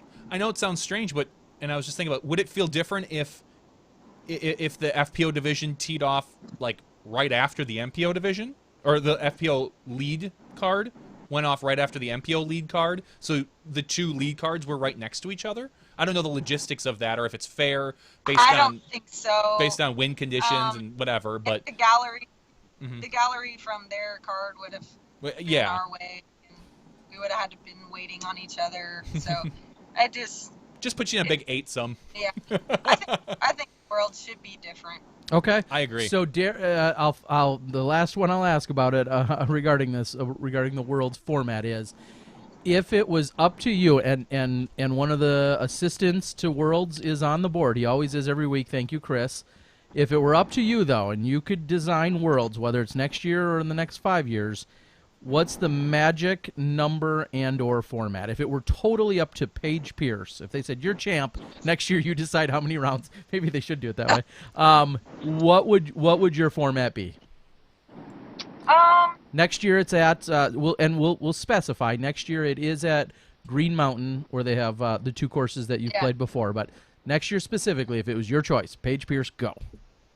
Well, I like 1 round a day, so maybe start at 0 cents. It was Paige Pierce's decision. We would spread it out 4 days and 1 round a day, and definitely a semifinal and a final. Have a cut for the semifinal and another cut for the final. And I'm sorry, you cut out early part of your answer. Are you saying started on Monday or Tuesday, or no? Yes, started on Monday. Okay. And give us 1 more day so that we can still stick to 1 round a day. So you want but still Monday, Tuesday, Wednesday, Monday Thursday. round, Tuesday round, Wednesday, Thursday, Friday, and then Saturday be final. Okay. Okay. 6.5. 6.5 from Monday through Saturday. Okay. That's logical answer. I that would be awesome if seriously the champ got to choose or have format. some like legitimate input as to how the next years went. But all right. So you've been we mentioned you've been traveling around. You go from Worlds, then you go to this. You get yourself over to this massive event in Colorado. Tomorrow they're going to see the third and final round, which I feel like is the best, most exciting round. So I'm excited to get it out tomorrow. You go over to Colorado. Talk a little bit about the Rocky Mountain Women's Disc Golf Championships. By far the best women's only tournament. 126 women this year. They broke their previous record, which was 122, and that's like the record of all women at tournaments. So in 2015, they set the record for most women ever at 122, and then they beat it this year at 126. And not only do they have 126 players, but all 126 have caddies who not only are caddying and supporting these ladies, they paid to be caddies. And so that's where the payout comes from. And, it's one of our best payouts of the year. I believe 2015, I think first place got like around $3,000 or something. No, it wasn't 2013. It was 2013, I think, because Val won, and I was like, oh my gosh, she won $3,000. But yeah, it's insane. The effort and the thought that goes into that tournament is unmatched for sure. As far as women tournaments go, and I've been to a lot of good women's only tournaments. So I think women's only tournaments is maybe where women's disc golf's headed, because I never see girls that excited. You never see that many. Everybody's just bouncing off the walls like children. So it's cool to see the excitement and the numbers be so huge. And they continue to raise the bar, as you mentioned. They're breaking their own records, and it's just an all-around awesome experience. DD, obviously a title sponsor of that event, and people could purchase the baskets ahead of time and all that other stuff. And then we move across country to Nashville, where there's another DD event being put on, and I kind of talked about it at the beginning of the show, but give us your rundown of the Nissan Stadium experience. Yeah, so the last 3 years, I think 3. Yep. It was at the Cowboys Stadium. And when I found out this year that it wasn't there again, I wanted to cry, because my home team. And I never got a chance to make it because it's always right in the thick of the summer. But, being on DD and also just hating missing it the past 3 years, I made it a priority to come, in January. I was like, I'm going. I don't care if it's in the thick of summer. The only thing I'll miss it for is Worlds. So, yeah, definitely made it there, and I'm so glad I did. It was cool to see. I had no bar because I had never been to one before. Okay. But I didn't know what to expect, and at us team and staff, we all got there at 7:30, and to set up and all that. And I would say 30 minutes in, probably 8 o'clock, I'm running on 3 hours of sleep and just exhausted, and running on my third coffee, it just starts downpouring. complete downpour. And it's right when everybody started getting there, excited to play. And I was like, oh no, like, this is not good. This is not good. And probably 10 minutes go by and everyone's just like, you could tell like the mood's kind of going down. Everybody's just hovering under their umbrellas and under the stadium awnings. And Zach, Eric Oakley, and Tina, I believe, started a game of putt or 21 or whatever y'all were playing, some putting game, and just embraced it. We're like, you know what? We're getting wet, so let's just do it. And they started playing putt and, you know, having the time of their lives like they always do. They're the biggest kids I know. And probably, you know, 30 seconds later, like 40 people joined in. Now you got like 6 baskets and everybody's just drenched, and like the mood just completely changed in a matter of 5 minutes. And everybody was just dripping, soaking wet, just ditched their umbrellas, ditched their towels, throwing wet discs. Nobody cares at all at this point. And it was really cool. Zach and I played a sprinting round with aviators only. That was amazing. Who won? And then, there was a slight lightning delay just because it's, you know, all the metal seats and stuff. So we waited that out for like, I would say like 30 minutes. But there was 6 holes, I believe, that were not in the field. They were under, like, through the hallways and stuff like that. So people like putted on those and just threw around. And when the lightning delay was over, everything was smooth as could be, and everyone's still dripping wet, you know, having the time of their life. So it was really cool to see like how that day could have gone, and just it being a DD event. And like, I mean, I hate to say it because like I'm biased, I guess, but I really have tried to put myself in other shoes, and I don't think it could have went any better. So it was so awesome. I won't miss another one for sure. Well, and I said it in a post on Monday. The way that DD has proven themselves in rolling with the punches, not always, whether it's bad weather or some other unfortunate circumstance, the way that they're able to adapt and roll with the punches, and it speaks volumes to not only Jeremy Rusko, but then everyone else he's surrounded himself with and has at that company, including your Bobby Browns and your McCalls and your Jay Rays and just everyone else, and Doug Bjerkis, and just the huge staff and people and everyone with a smile on their face, ready to do whatever is needed. And call me a fanboy or people think I'm a paid DD spokesman. I'm not. I will gush about good events and good companies regardless of who they are on any given day. And I've been at 2 DD events in the last 2 weekends, one in Colorado, one in Nashville, and both times they blew me away with the show they put on. And if any other company did the same, I would be saying the same about them as well. But the last 2 weekends have been DD, and they have blown me away. So it's awesome to have those experiences.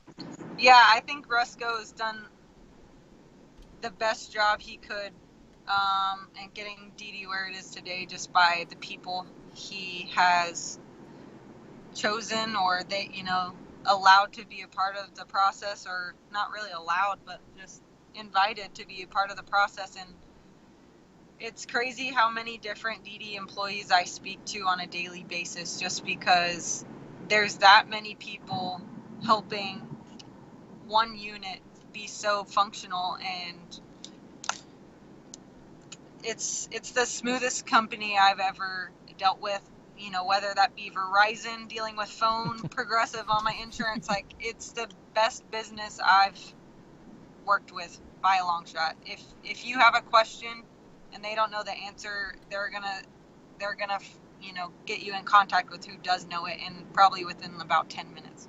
Yeah, well, it's great. And what's funny, quick side note, there's an argument going on Murder Mike's page, as many of us know Murder Mike. There's a huge thread going on about it, totally unrelated, and someone just moments ago accused me of being a paid Innova spokesman. So I think it goes to show how I give props where props are due to any and all companies because, like I said, it's deserved. So the stadium experience was something new for a lot of people. How do you see that expanding? How do you see that growing? And what do you think it does for the sport?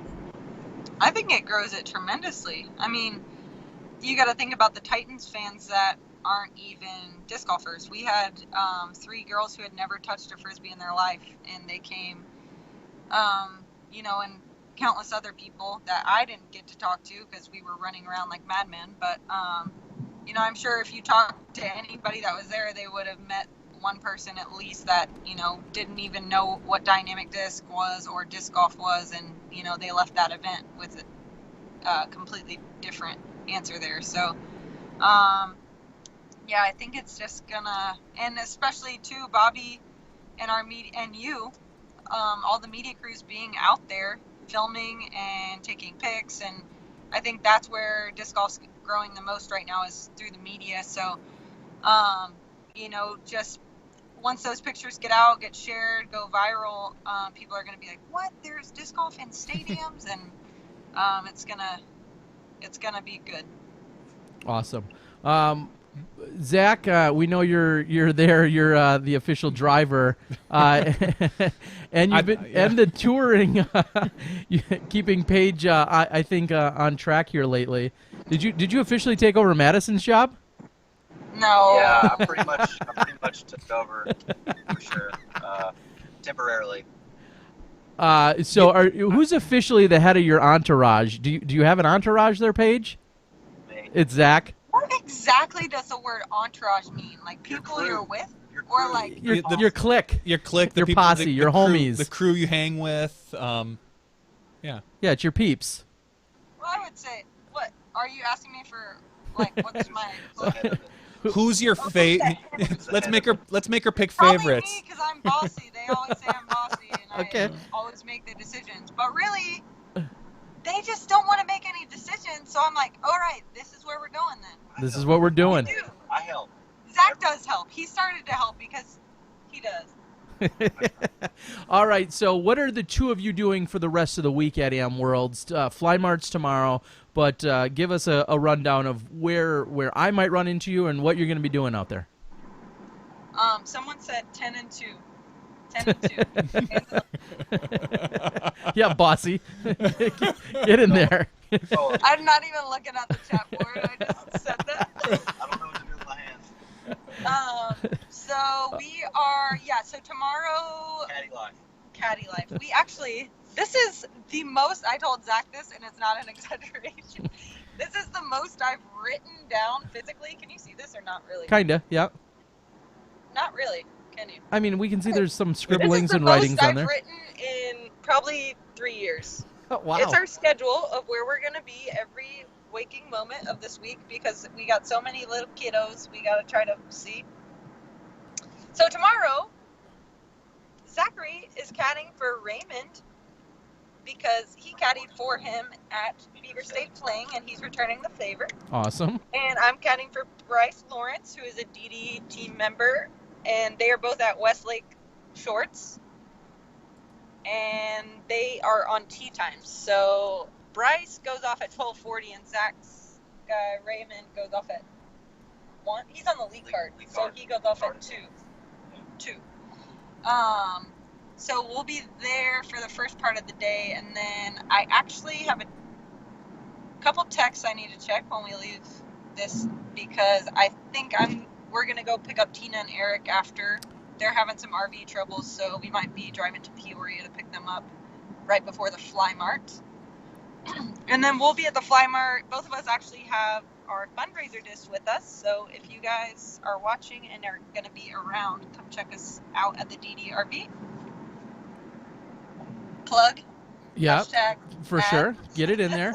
Now, you just did a live signing and a live appearance over in Emporia right after Worlds, right? Or I'm sorry, that was right after the Rocky Mountain Women's. Yeah. Yep. What was going on there? Explain it for everyone. So our graphic designers mocked up 5 different Dymax designs, and we made 50 of each. Except for on one of them, it was unlimited quantity, and they were first come first serve, and you could only buy them from 3 p.m. to, I believe it was 5 p.m. Yes, 3 to 5. And yeah, if you ordered them, then I would sign them right there. Or if you just ordered anything else, like, you know, a swan, a suspect, a ballista, defender, convict, anything it was, you could just add it in the comments for me to sign it, and I signed it if it was bought that day or before. And did they sell? Did they sell out? Oh yeah, they sold out. Okay, Yeah. I assumed as much. So we have someone asking on the board, if someone wanted to purchase a Paige Pierce disc Or Zach Melton. or a Zach Melton disc, I was getting there. Where would they go about doing that to help support you guys in your tour? DynamicDisc.com. All right, perfect. And I believe, I don't know if there's like a tab for each of us, but you could hit tour stamps, or if it says Zach Melton, I'm not sure actually. But yeah, you can find them on DynamicDisc.com, and you know, if you can't find them, I'm sure you'll find something else on there. Most certainly. Good call. Good call. Phoenix Ruger Redberg, who's frequently out here as a Smashy. One event that I didn't see you at last year, that we may or may not see you at this year, would you get over to the Phoenix Ladies Open in November? Is that something that's on your schedule or no? Another women's-based event? Not. I mean, nothing opposed to that tournament. It's just the year is so long. So November, I'm not even thinking about disc golf. Okay. I mean, this year we had our tour extended by 2 weeks. Yep. Already. So I always try to get home for Halloween because I miss all the important stuff. So at least I can go trick or treating with my brother. And yeah, then come November, I pretty much don't touch a disc again until after Christmas. Okay. Fair enough. That makes sense. And then maybe that already answers the next question. Someone had asked earlier, we talked about it briefly, the Dodger experience that people are going to be able to participate in. Innova hosting that. We knew Madison was kind of in on the mix with that, and we talked to her last week. That also something that that's in November, so maybe same answer. You're likely not going to be. Yeah, I won't be at that one, and definitely not to LA. It's so expensive to go there. Okay. But yeah, I won't be at that one, but I know Madison will for sure. Okay. And I'm sure lots of Innova pros will be there. Sure. And I think they filled all 3 days, so I mean, there's going to be a lot of people there, a lot of new eyes on disc golf, so it's huge, and that is so awesome. It is, exactly. We talked about Steve Rico last week. He said, I don't care that I own Legacy. He's like playing at Dodger Stadium, even as the owner of Legacy, and Innova's putting on. He's like, that's awesome. It grows the sport. Yeah. I'm there. I think Eric and Bobby are going, I think. Oh, awesome. Okay, very cool. So it's good, and we're going to see these continue to grow, and some large or small company may get another stadium next week and announce it. I mean, now that the seed has been planted, and it's not like even DD created the whole concept of using a stadium for something other than baseball or football. We've seen concerts and other things take place in stadiums. Right. They were the first to move on it in that sense for disc golf, so that was awesome. But I think this is going to be just kind of a domino effect, and hopefully with the success of what DD has done, and then hopefully Innova's we expect to be successful, this may create a lot of awesome experiences. And you said it earlier, it grows the sport. Absolutely.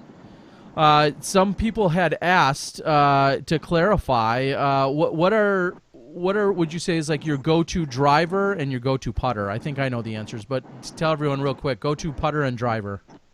My go-to putting putter is a Deputy. Okay. And I also throw it a little bit, but I would say my go-to throwing putter is Marshall, classic Marshall. Mm-hmm. And my go-to drivers fairway would be definitely a Lucid Convict, and driver like max distance if I'm trying to get a reliable max distance that I can put a lot of power on, Biodefender. Which is my new signature disc, which will be coming. I can't give you a date yet, but I know we've sent the stamp over to Sweden. So awesome. Now, how many of those grayish swirly Marshalls do you have? Do you just have one? Just one, yeah. You throw it all the time. Of that gray swirly one, yes. Yeah, you throw that disc a lot, and I see it be very, very effective for you. And I'm always like, yeah, I'm gonna trust this is gonna do exactly what she wants, because rarely have I seen you misfire at all with that disc. Do you have backups? Yeah. I have lots of backups. Okay, good. Not that are gray and swirly. That's one of the most beautiful things I've found about DD is literally you can grab any disc off the shelf.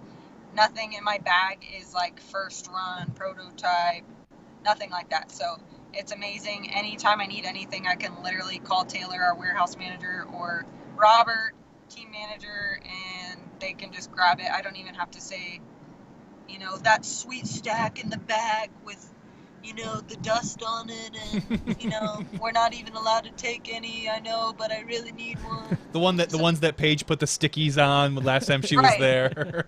Right. So, it's awesome. It's so cool. But, yeah, I have lots of Marshalls, and if I run out, then I can give old Robert McCall a call.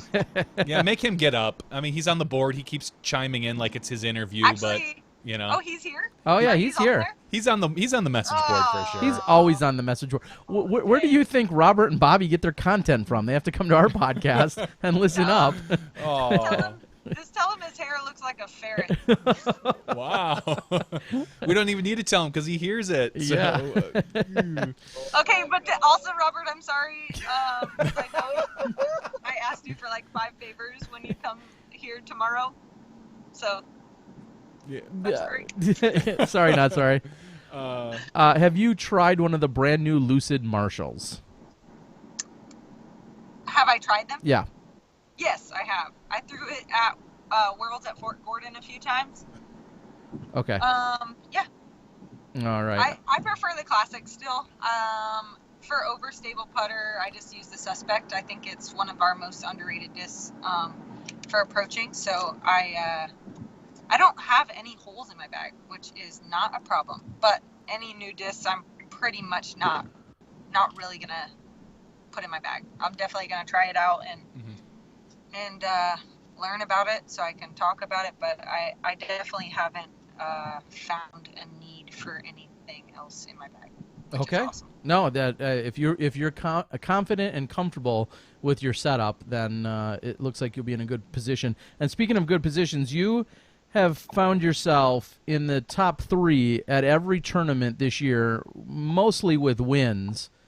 You ultimately had to withdraw from Utah, so I don't even count that as the 5th that shows up on your overall record. But what do you attribute your successes to this year? What's been clicking so right for you? Well, I don't want to butter Robert up since I know he's on here. Yeah.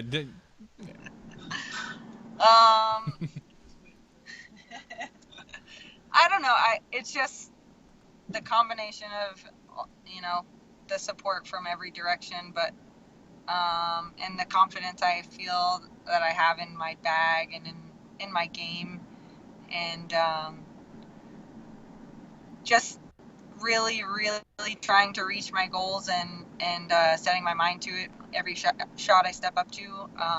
I'm thinking about, a year from now. I'm not thinking about that one shot. So it's putting a lot more pressure on me every given shot, but I feel like it's helping me execute a little bit better.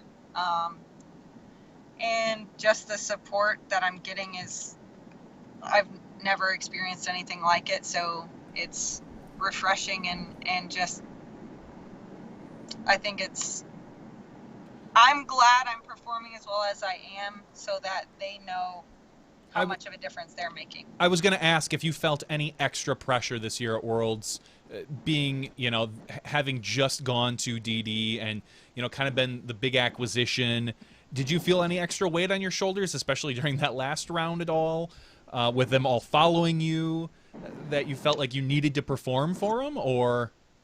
Definitely not for them, for myself. Okay. I never let other people put pressure on myself. I think it's just something I've never done. But I definitely put a lot of pressure on myself to win that and you know that last round was brutal for me. Wow. But I think it is easy when you look back and you see all of them, you know, pumping you up, making you, you know, in those moments when you do feel that pressure and you start questioning things, or decisions, or, you know, shot selection, or, you know, the wind or anything, you know, just one little, hey, you got this, or chill out, just throw the shot, or, you know, whatever it may be. Eric is the best caddy of the century ever. So, Wow. sorry, Zach. Ouch! Oh, awkward. Sorry, Zach. Literally, anything he says, like, he knows exactly what to say, and having him there was amazing. I couldn't have done it without him for sure. So, I mean, just looking back and knowing, like, any one of these people knows me so well and knows exactly what to say and what I'm gonna react to. They know my tendencies and you know, my thoughts, which is crazy. But it just shows how much they care, and I think that's evident in everything they do. Their plastic and their company and the team we've put together. And yeah, I mean, how long do you want me to talk about Dynamic for? No, I got you. I wanted to follow up. Yeah, we know how great they are. We do. And I just wanted to follow up and say, I would say that you've really played in 17 sanctioned tournaments this year. I've excluded Utah, so you've played in 17 tournaments. You've won 15 of them, obviously including Worlds and a bunch of NTs and everything else. Just so you know, I've won 16. I count Nick Hyde in my mind. Well, that's what I was going to say. You have a second at the Temple and a third at Nick Hyde. So really, you're only 2 blemishes on this year. So technically, we're going to call it 15 out of 17. All right. 15 out of 17. Do you, maybe this is now a dumb question, do you have a number in mind this year? Do you care if you win 35 events or play in even 35 events? Like, is there any number that you care about? I'm definitely not playing 35. Okay. 1. 2, I don't really care. I'm happy. I'm growing the sport. I'm growing DD, growing Paige Pierce. I just wanted to win Worlds, to be honest, and Beaver State playing, and GBO. And GBO. and the whole Pro Tour, and I just wanted to win this other NT and the major over in Australia. Pro Tour championship, because I hope that there's that silver jacket again. Okay. So, because I was really sad about that. And they won a ring or something, a watch or something. yeah, a ring. A ring. That's A pretty very cool. a hand or a custom individually made ring over That's at the pretty Pro cool.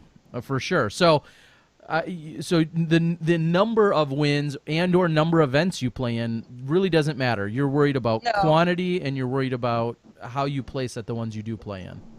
Yeah, definitely. I mean, like I said, I'm more of a long-term goal person, so mostly just looking towards the end of the year, the Pro Tour Championship, the National Tour Championship, and Player of the Year. Okay. And the race to 1,000. Well, Robert. I know who's going to win that. I'm not going to jinx you by saying this, and I already know it, hence I can say it. Player of the Year, I think it would be impossible for you not to win statistically at this point. I just said you won 15 out of 17 events you finished, including Worlds, including Majors, including NTs. Yeah, I mean, that's kind of on lockdown. Spoiler alert, you've locked that one down. Well, I don't know. You never know. I do went know, to Paige. I know things.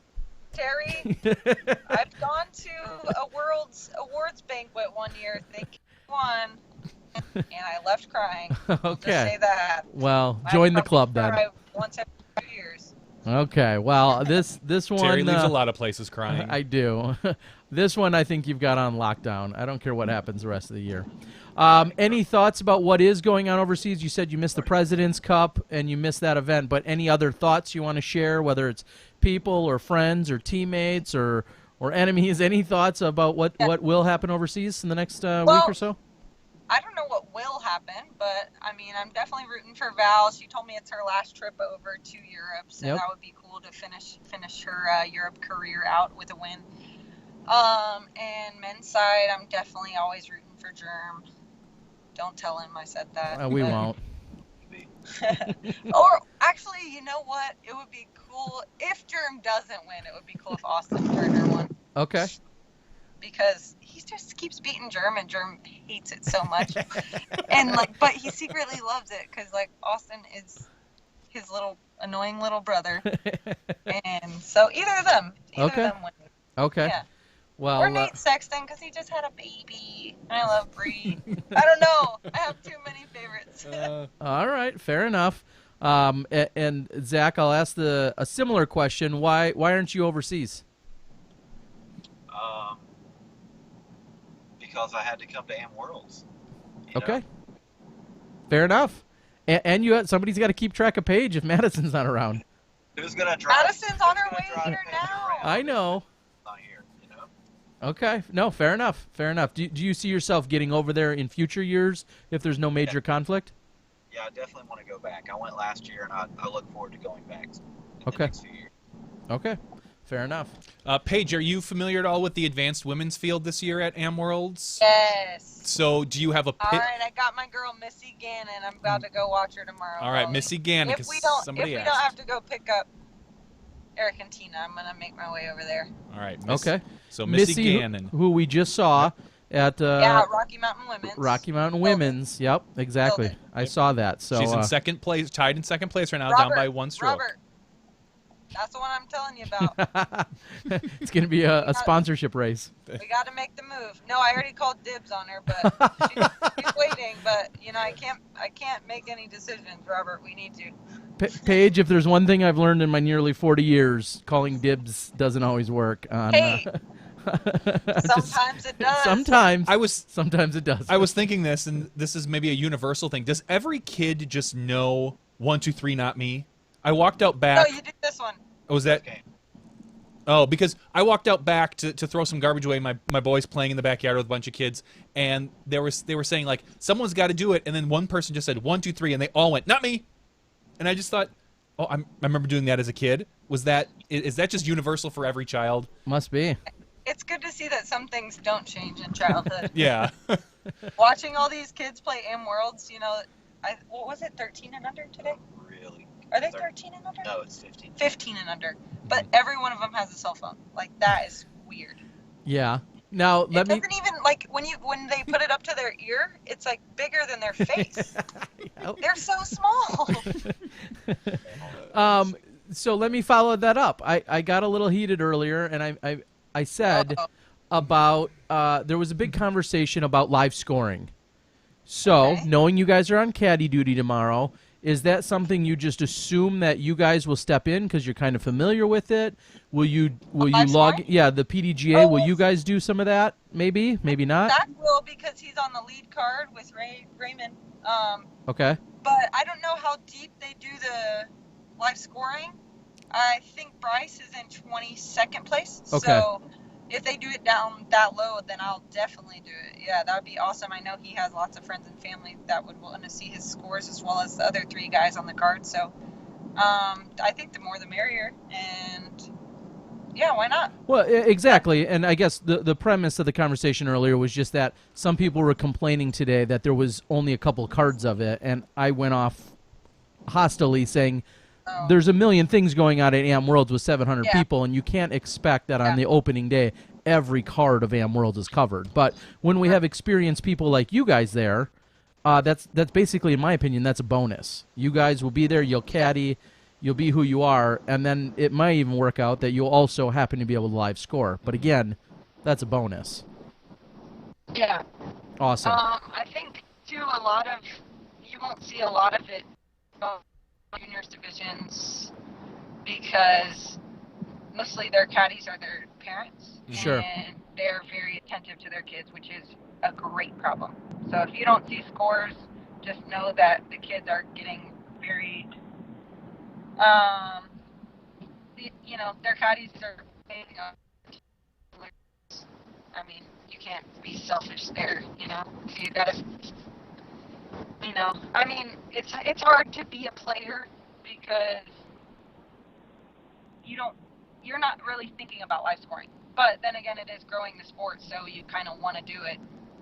But you don't ever want it to jeopardize your game. So if there's people there, they will be doing it 100%. But if there's not, you can't expect the players to be doing their live scoring for themselves. Fair enough. I totally agree. It sounds like it's been hot there, and there's a lot of people taking off a lot of time of work to go do a lot of things. And if there's not live scoring for a group, I just think, I don't want to say there's bigger priorities, but in some ways, health and safety wise, there are probably some bigger priorities with how we can appropriate our volunteers. So, I'm just kind of reading off the board real quick to see if there's anything else. Tyler said it was hotter than heck there. Also, I want to thank you, Paige. Tina Stenitis had filmed my CTP run, and then I have to still look at the footage. I think I handed you a camera, and then you got it as well. Maybe? I tried. Okay. We'll review the tapes, I think, as they say. But thank you. That was the worst video I took all day. And of course, when I looked up, it was literally right under the basket, and I looked back at the camera. And I don't think it's very good, Terry. I'm so sorry. Seriously? I tried to video it, I promise, but it was hard. That's crushing. May have had a couple of the free VIP beers. It's all right. All right. Well, thank you for your attempt at any rate, and I think Tina as well, who filmed. I had no idea of anyone. Nice shot, by the way. Thanks. I'm just reading down the board, see if we have anything else quick for you before we can let you guys go. What do you like most and like the least about being a disc golf celebrity? There's a question. What do you like the most and what do you like the least? Oh, that is a hard question.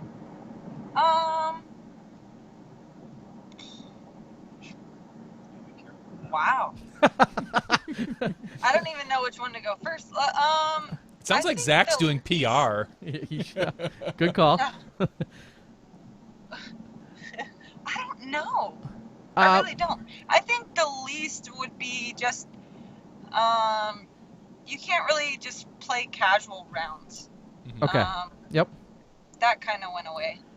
That's what I was going to say. Do you ever feel sometimes overwhelmed because you have a lot of fans and a lot of people that would love a little piece of your time or attention, and therefore you have very little time to just yourself if you're out on a course? Is that a good way to put it? Well, I guess I'll use it tonight for an example because it's so present in my mind. Like, it was really, really cool to see that many kids who, like, they knew my name, but, like, they were also excited. And I'm like, wow, that's cool. Not that I'm making an impact, but that we as a whole are making an impact. Like, and you, like, and the media is like, you guys are making this sport what it is because you're giving the fans faces to put, and content. And so, like, these kids are, like, so excited because they've seen us on SmashBoxxTV, and it's really cool to see how much it's growing, and but I think also it's growing so fast to the point, like you said, like, there's just not enough time in the day, and Madison says that all the time. It's like, we don't have enough time. There's never enough time. But it's so true. Like, these kids could come up and challenge us to a game, and how many kids did you have to say, give me 1 second? And then because, like, there was just a line, but we were moving around because the kid got to choose the game.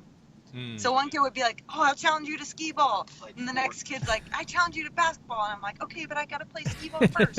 I'll meet you over there. And then it's like, it was chaos, but in such a good way. So I would say it's a beautiful mess. I take the good with the bad any day. So of course. All right. Good. I feel that's a very fair answer and awesome to hear. So an important question I just thought of: what did you think of the series finale of Pretty Little Liars? It's over now, right? And you're a big fan. It's gonna be shorter. Terry, why are you drinking Rockstar at 10 p.m.? Because I have work to do tonight yet. Okay. Yeah, exactly. Yeah, Okay. sorry. I know it's John- not good, but I actually will be up probably till 3 or 4 doing some other work, some editing stuff. I watched it 3 times. Oh. Low battery. Can you still see me? Yep. Yep. Okay, low battery, and when I plug my charger in, it disconnects. So we got probably about 10 minutes. Okay. All right, well, we'll wrap this up then. We're getting. Okay. But Pretty Little Liars was amazing. Okay. All right. Good. You said you watched it 3 times. It must have been pretty good. Yeah. All right. And I think I'm gonna restart the whole series. I told Madison this, and she said I'm her least favorite person in the world. But I told her I'm gonna rewatch the series now that I know who A was, and see if I can get clues. All right. So here's a question, Paige, that I always ask Johnny because he's known me forever. I feel like you know me relatively well. Okay. I feel like I do too. Do you think I would like that series? Because I literally know nothing about it. Absolutely nothing. I couldn't name a character. I couldn't even name what it's about. No idea. Is it something I would like? So it might be weird for an older man to watch. Not older, but like older than these characters. No. Wow. Ouch. Okay. Okay. Fair enough. No, but Go I'm on. saying You're not the demo they're looking at. to start the series, the girls are, I believe, 15. Okay. But the actresses are actually in their mid-20s Sure. when it started. They all are. Yeah. So halfway through the series, they realized that, their fan base is older. So they just did a fast forward. And so maybe you should start there. Okay. Like, So 'cause you then think the I girls might are- like it? Is that a good way to put it, or no? Yeah. Well, there's also this show that they made to reflect it called Big Little Lies, and it's like on HBO or something like that. So Okay. it's like, try that out. If you like that, try Pretty Little Liars. Okay. 'Cause that's for like, it was on ABC Family, Yeah. Okay. Johnny's saying he doesn't think I don't. like it. I don't think it's your style of television program. From what Hold on one second. from what I have have- from what we I've have seen. of it. visitors. Hey, we're staying so far away. Did you get pulled over again? Leslie, I'm here to get murdered. Leslie, Die. Leslie, Like, you're on SmashBox. Hey, Leslie! Congratulations congrats on your on your win. Another win for We're Leslie. Back Back to Or wait, back. Well, kind of. Back to back. Whatever. Also, can I interview her 1 second? Yeah. Well, I don't know. How did you feel when you almost killed that fox? It was super sketch. What about when I almost ran the red light? Yeah, I saw that. That was scarier than the fox. We just played laser tag with these 2 and 11 kids, and it was so fun. And Cam Cam got way into it. Mean host. I feel I like may we have- should interview Cam about I his may have laser tag. I may have shoulder checked a kid or two. They deserved it. Dude, they wouldn't get out of my face. Yeah. Good. Well, congrats again, Leslie. We talked about it earlier on the show about your win, you. so congratulations. Appreciate it. Cool. Well, we All just right. got to our Airbnb, All right. so It's in the middle of nowhere. middle of nowhere. We're an hour and 10 We minutes don't away. show up to M World tomorrow. What? Give me I kind of know the geography. What direction are you guys from the Quad Cities? Northeast. Northeast. Northeast. So you're practically back, like in Wisconsin. Pretty Probably. much, basically. You want to hang out? You, I think they filmed like Field of Dreams out here. they If you might have- build it, they will come. All right, guys. Well, Paige, Zach, thank Leslie. you guys. Leslie, thank you guys. The Fox. The The Fox. Fox, the red lights, all the kids. I think we got everything we bargained for and then some. We appreciate it tonight. Thanks for joining us, Paige. People thought you were dodging us, and I told them no. She likes us. She just is Mostly. busy. I promise. Mostly. I do. Okay. Well, again, thank you guys so much. We love following along. We love seeing you on the weekends, and we love putting you out on display whenever we can live and on the show. So thanks again for joining us. Of course. All right, guys. Have a Thanks, good night. Zach. I'll see you probably tomorrow night. Okay, sounds good. Late. Later. I think she was going for a plug there at the end. You think? I think so. All right. Of course, Paige Pierce, Zach Melton, a little bit of Leslie Todd mixed into there at the end. Yep. If you want to go and support them, dynamicdisc.com. You can find You can find discs. They've each got a Tour Series disc. So go ahead and support them that way. I heard with every Zach Melton disc, you get a lock of hair, or beard, or something. The weird part is it's of Robert McCall, though. It's his hair. Well, you buy a Zach Melton disc with the beard, but you get Robert McCall hair. It's a weird never rider they understand have how DD works, but. I know we've been talking a lot about the disc golf experience taking place over at the stadium this weekend. A couple of discs, the 2 discs that were given out. The overmolded Cerac, I believe is the pronunciation. I think I've got that there. Yep. So the overmolded Cerac, beautiful disc right here. Excuse me, this is one of the brand new ones, though. This was not the one I threw. I labeled them all up. Someone said this is a little touchy out of the hand, but good. They said something about, I think Robert or somebody said something about a little touch. I'm like, I gave it just the right touch all day. And then a disc that is not going to be released at all this year, maybe or maybe not indefinitely, but at least any more this year they talked about. I have secured a number of these. We're going to also give one away. I've secured a number of these. So if you're interested in supporting some of my efforts through the likes of DD, I do have some of these slammers in a special plastic. So they said these will not be released for regular production this year. So if you are interested, please reach out to me. We're going to give one away tonight along with the Cerac. Awesome. We'll do 2 separate. Maybe we'll give them away separately. I don't know. I love spreading the love. I know around, if you know what I mean. Just the right amount of touch. So anyway, got a couple of sweet discs. These are from the Disc Golf Experience at Nissan Stadium in Nashville. So very cool.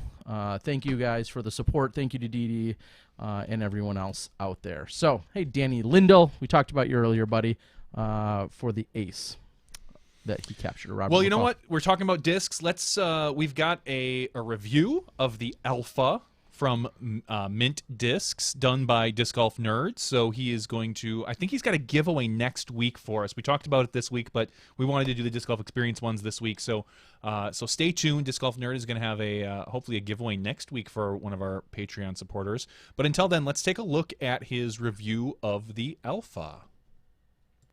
What's up, Smashies? This month I'll be reviewing the Alpha by Mint Discs. Big thank you to Mint Discs for sponsoring this review. They sent me one in Eternal Plastic and also the Apex Plastic, both of which feel really good in the hand. I feel like the Eternal Plastic is probably going to be a little bit more durable over time, but they both seem to be high-quality premium plastic blends that feel good in hand and have a nice look to them as well.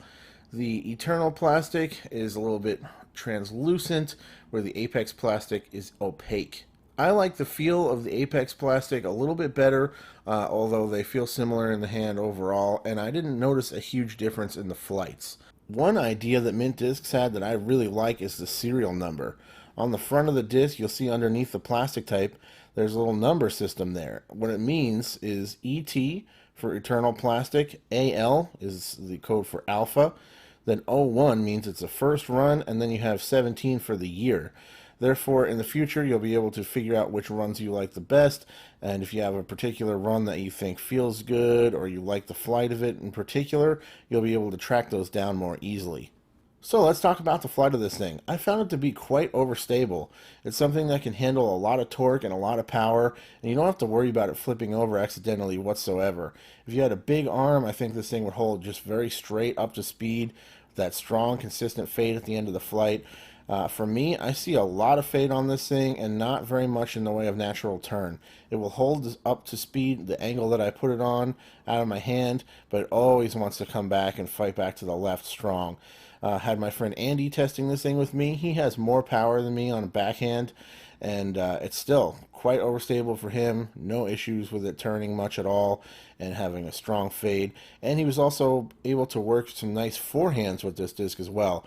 So if you're looking for a solid, overstable fairway driver that's slow, but it's accurate, it's extremely consistent, you can throw it backhand and forehand, it can handle some power, I definitely recommend checking out the Alpha by Mint Discs. That's my review for this month. I will check you guys later.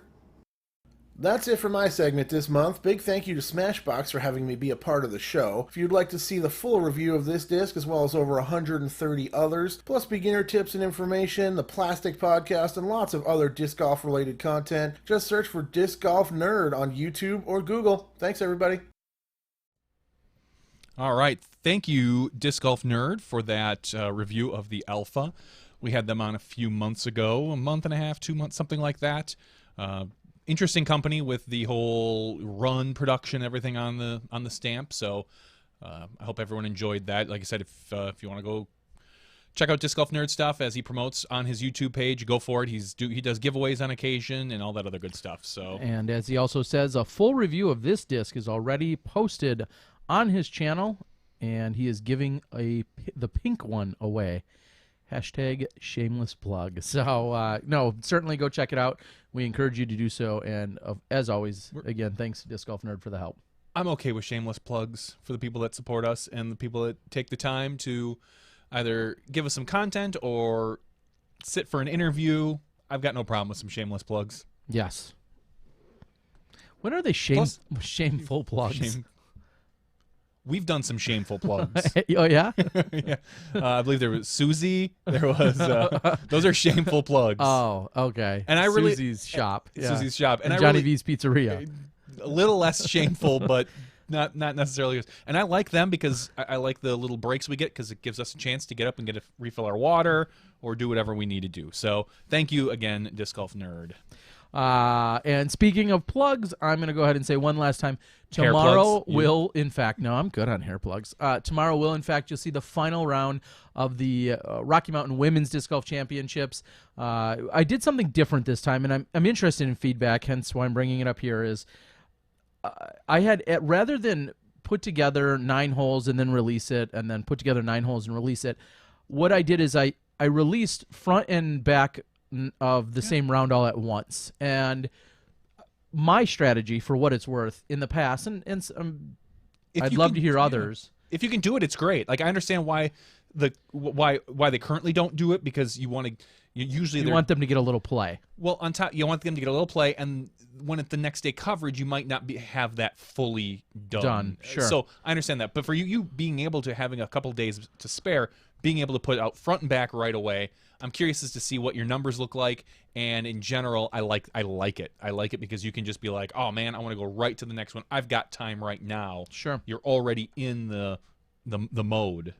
Well, that's something that I've done with these is I put out the front and the back immediately of round 1, waited a couple days, front and back of round 2, waited, I think that was actually Saturday or Sunday, and then tomorrow it'll be front and back of the final round that I'll have all together for everyone. And I do want to send out one other request / favor maybe. If there's someone with currently with some basic Photoshop skills that is interested in helping me create the scorecard, I was going to say, contact me, but I'll just tell you exactly what it's for. You've seen the scorecard I've been using, kind of that format and that template. It's a little bit time consuming for me to do.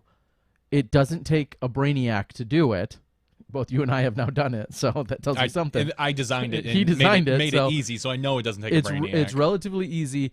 It's just a little bit of time consumption, and when that's an extra 20 to 30 or 40 minutes, and it kind of breaks up my entire workflow, or I have to come back to it. So if there's anyone out there that is interested in maybe assisting occasionally from time to time, I would send you a template, and you'd really just fill it in. If you know Photoshop at all, and you don't need to know it that well, if you know it at all, you could probably make it happen. I would be willing, someone I think is asking for DIS, if I would be willing to compensate. I probably would find some form of compensation that works for you.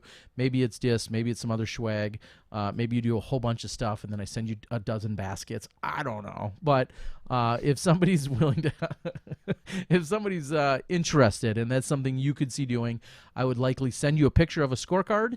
You could work on it, and maybe it's whether you have 6 hours or 12 or 18 hours or 2 days, whatever the case may be, I'd let you know. And then if you could hammer it out and then send me the files, it would help out tremendously. So help me help you, Jerry Maguire, or something like that. Anyway, so that's just one thought that I'd like to throw out there. Robert McCall says, I will accept compensation in hugs. Wow, Robert. Deal.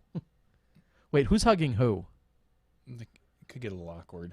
Not for me, but I'll hug you, Robert. I threatened. Real good. I threatened to. There was a troll on a message board. What? No. I was. No. I was going on, and he literally. I mean, it's not even like this person, and it has nothing to do with disc golf. It's not like this person particularly is even like adding anything to the conversation. They're literally just insulting people, just like throwing an insult, like you are a blankety blank. So I just threatened them with a hug. I said, "You sound like you need an awkwardly long hug." And then did you volunteer me for it? No, I volunteered okay. myself. I said, "Let me know. I'm in Milwaukee." What was this in? Where? Or what? Political. Okay, so now So just it was just someone just being a troll, and Okay. they are known for it on this particular board, and they do it a lot. So I just said, "You look like you need a hug. Let me give you an awkwardly really long hug." He declined. That's too bad. I know. Well, next time if you need backup, I'm there. I'm I will join in on it. I'm glad. Kind of like, speaking of trolls, funny. So I had not randomly. Is this regular show talk or after show talk? I'll just throw this in Okay. quickly. Okay. A little over a year ago, I posted an Innova Hero backpack disc golf bag review. Sure. A year ago, February of 2016. Yeah. Tonight, while we were on the show, a little alert pops up for me, and Brez85 just says, "I don't know why, but you seem like a effing schmo." I mean, they're not wrong. No, But- but it's funny that you logged into YouTube, and that was your comment. "I don't know why, but you seem like an effing schmo," and he used the actual word, which I won't. Gotta love people. People are fun. I love people. You seem really insightful, Brez299. All right. Anonymous person, jerk face. All right. Do we have anything else that's relevant to the show? I before don't we believe move we into after do. show action? No, I don't believe we do. Okay. Well, I think we can wrap things up. It has been it's been a really fun night. It was great finally having Paige on the show. It was great having Dana giving us some stats and updates. Again, if you want to check in with Dana, he'll be over at the Fly Mart tomorrow. He'll be bringing Madison Walker to the Fly Mart. She'll be doing her thing. We'll also see Zach Melton along with Paige Pierce will be at the Fly Mart. And Cam Todd, his artwork will be over there. And from all accounts, what we're seeing online is everybody's enjoying themselves thus far over at Am Worlds. Extracurriculars are planned nonstop. I think Jay Redding is one of the the entertainment Coordinator or whatever. coordinator. So you know that people are being treated really well. And from Johnny and myself, we just really want our amateurs that are there, or semi-professionals, whatever you are, to have a really good time, to embrace it, to enjoy the moment, soak it all in.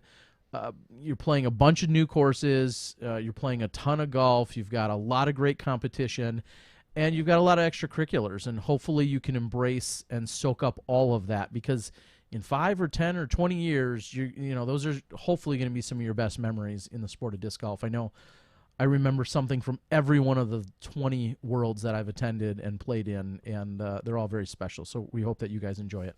We're going to have an after show. We'll talk about some random stuff. There's some more senseless chatter out on some of the Facebooks that got me all riled up earlier today. So we'll go off on some other random topics in the after What show. makes Terry fired up? Which may or may not be appropriate for work ears or work speakers, I guess. And things are a little bit looser. Sometimes it's disc golf, sometimes it's not.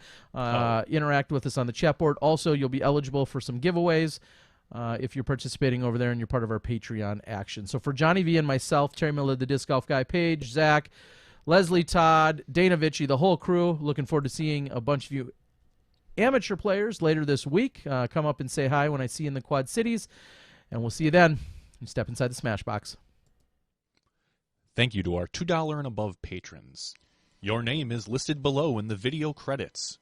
If you're interested in being listed as a producer on SmashBoxxTV's podcast, please visit patreon.com/SmashBoxxTV.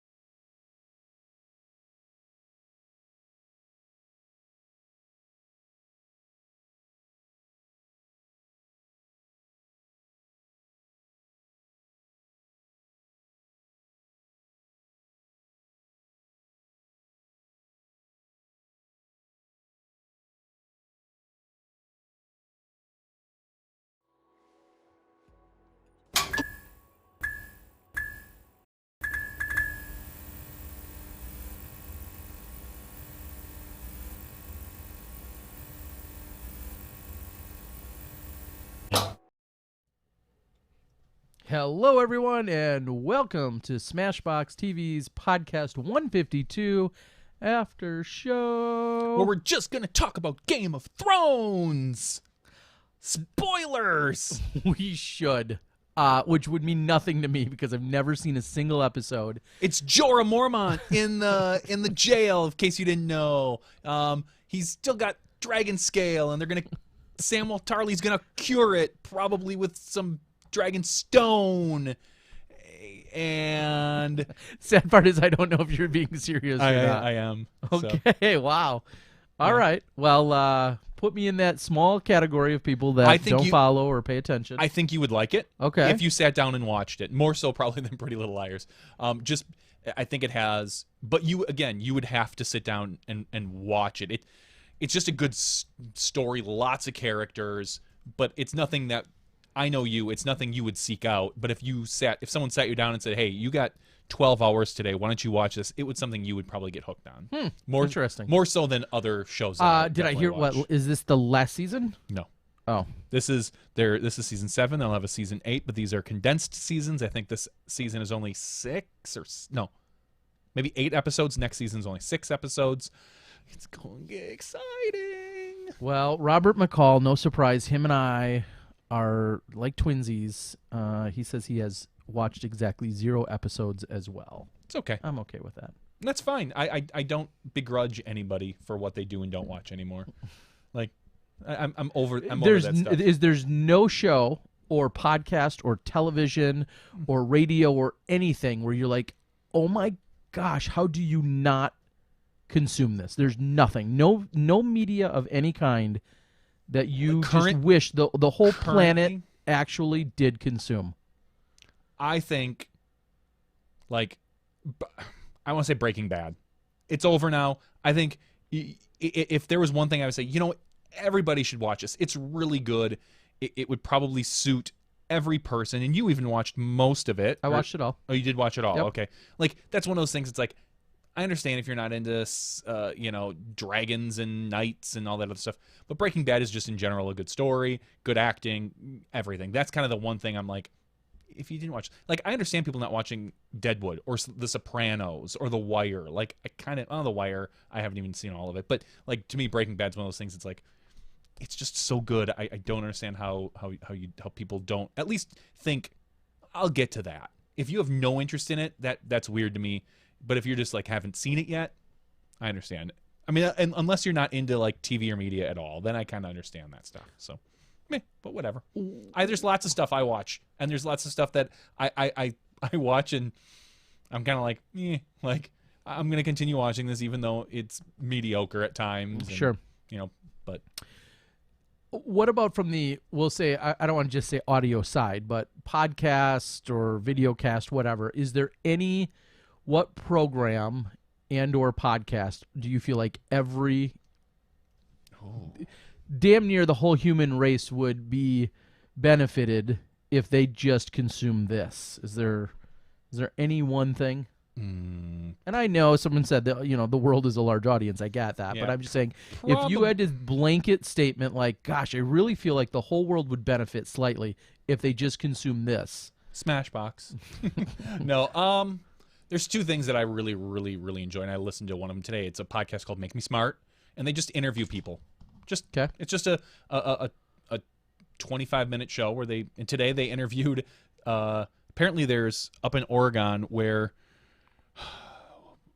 I forget what river it is, but it runs into the ocean, and basically you've got the 2 different currents flowing opposite ways, and it's like the most dangerous place in the world for ships. Or one of the, so what they had an interview with this woman who basically, she's one of a few people that literally every ship that comes through there, they have specific people that get on the ship and steer it no matter what it is. And she's a master, technically it's a master captain. She's been on the sea for like 20 years. She explained how they get on the ship, how they have to like drive another ship over to that ship, and they crawl up on a rope ladder and they have these 10 and 20 foot waves, or they bring them in via helicopter and lower them in because there's no other way to get on these ships. And she was explaining how, she was the first woman to ever do it. And one time she fell off getting off. She crawled down this rope ladder, reached for another rope, where you literally have to Tarzan style swing onto this boat. Just as the boat she was getting on hit a wave and dropped 10 feet, she gave up on the rope, but then couldn't hold onto the ladder and fell in and was almost sucked under the boat. And they ended up, obviously she was rescued, but like it's literally one of the most dangerous places in the world for cargo ships. And it's insurance that these people get on this ship. Like they said the only ones that occasionally will deny it are military ships, like these giant ones. But she said even them, we still get on most of them. Huh. And the fact that she was a woman and there's male captains and some of them have ego issues, but in general she's like, I was the first one. I had to be at sea. She can literally drive any ship in the world. She is unlimited weight class as far as what she's allowed to drive. It was just really interesting and fascinating, and I kind of like. It's usually more tech related, but this one was a little different, and I just really enjoy it. So there's that, and then I really love it's just called Politics by a guy named Justin Robert Young, and he doesn't really pick a side. He just kind of lays out the politics and says this is what I see is going on, and it's not. It's got to be really tough for him not to have a bias or influence as he's explaining it, though. Correct, it is, and I think he does a very good job of being. It's a lot of humor as well thrown in, so that's why I enjoy it. But it's very much down the ropes. He even says he's like, I don't even care about politics, the act of governing. He's like, I love elections. I love watching how this stuff plays out, who's doing what for what reasons, and reading into all of that. So those are the two that I really, really enjoy every week. So that's just me. All right. Those are just podcasts. And Smashbox. Everyone should watch We're Smashbox. not doing anyone any favors here. Let's be real. My new podcast that I put out on Monday nights, that's only 3 to 4 minutes long, that you can only get in an audio feed. I'm not doing any live stuff because it takes me a couple minutes to edit together. It's not off the cuff. It's actually, I write up a nice little page that I then read, and I edit in so we get rid of a lot of the breaths and things like that, and then I'm going to put it out there. So that's just me.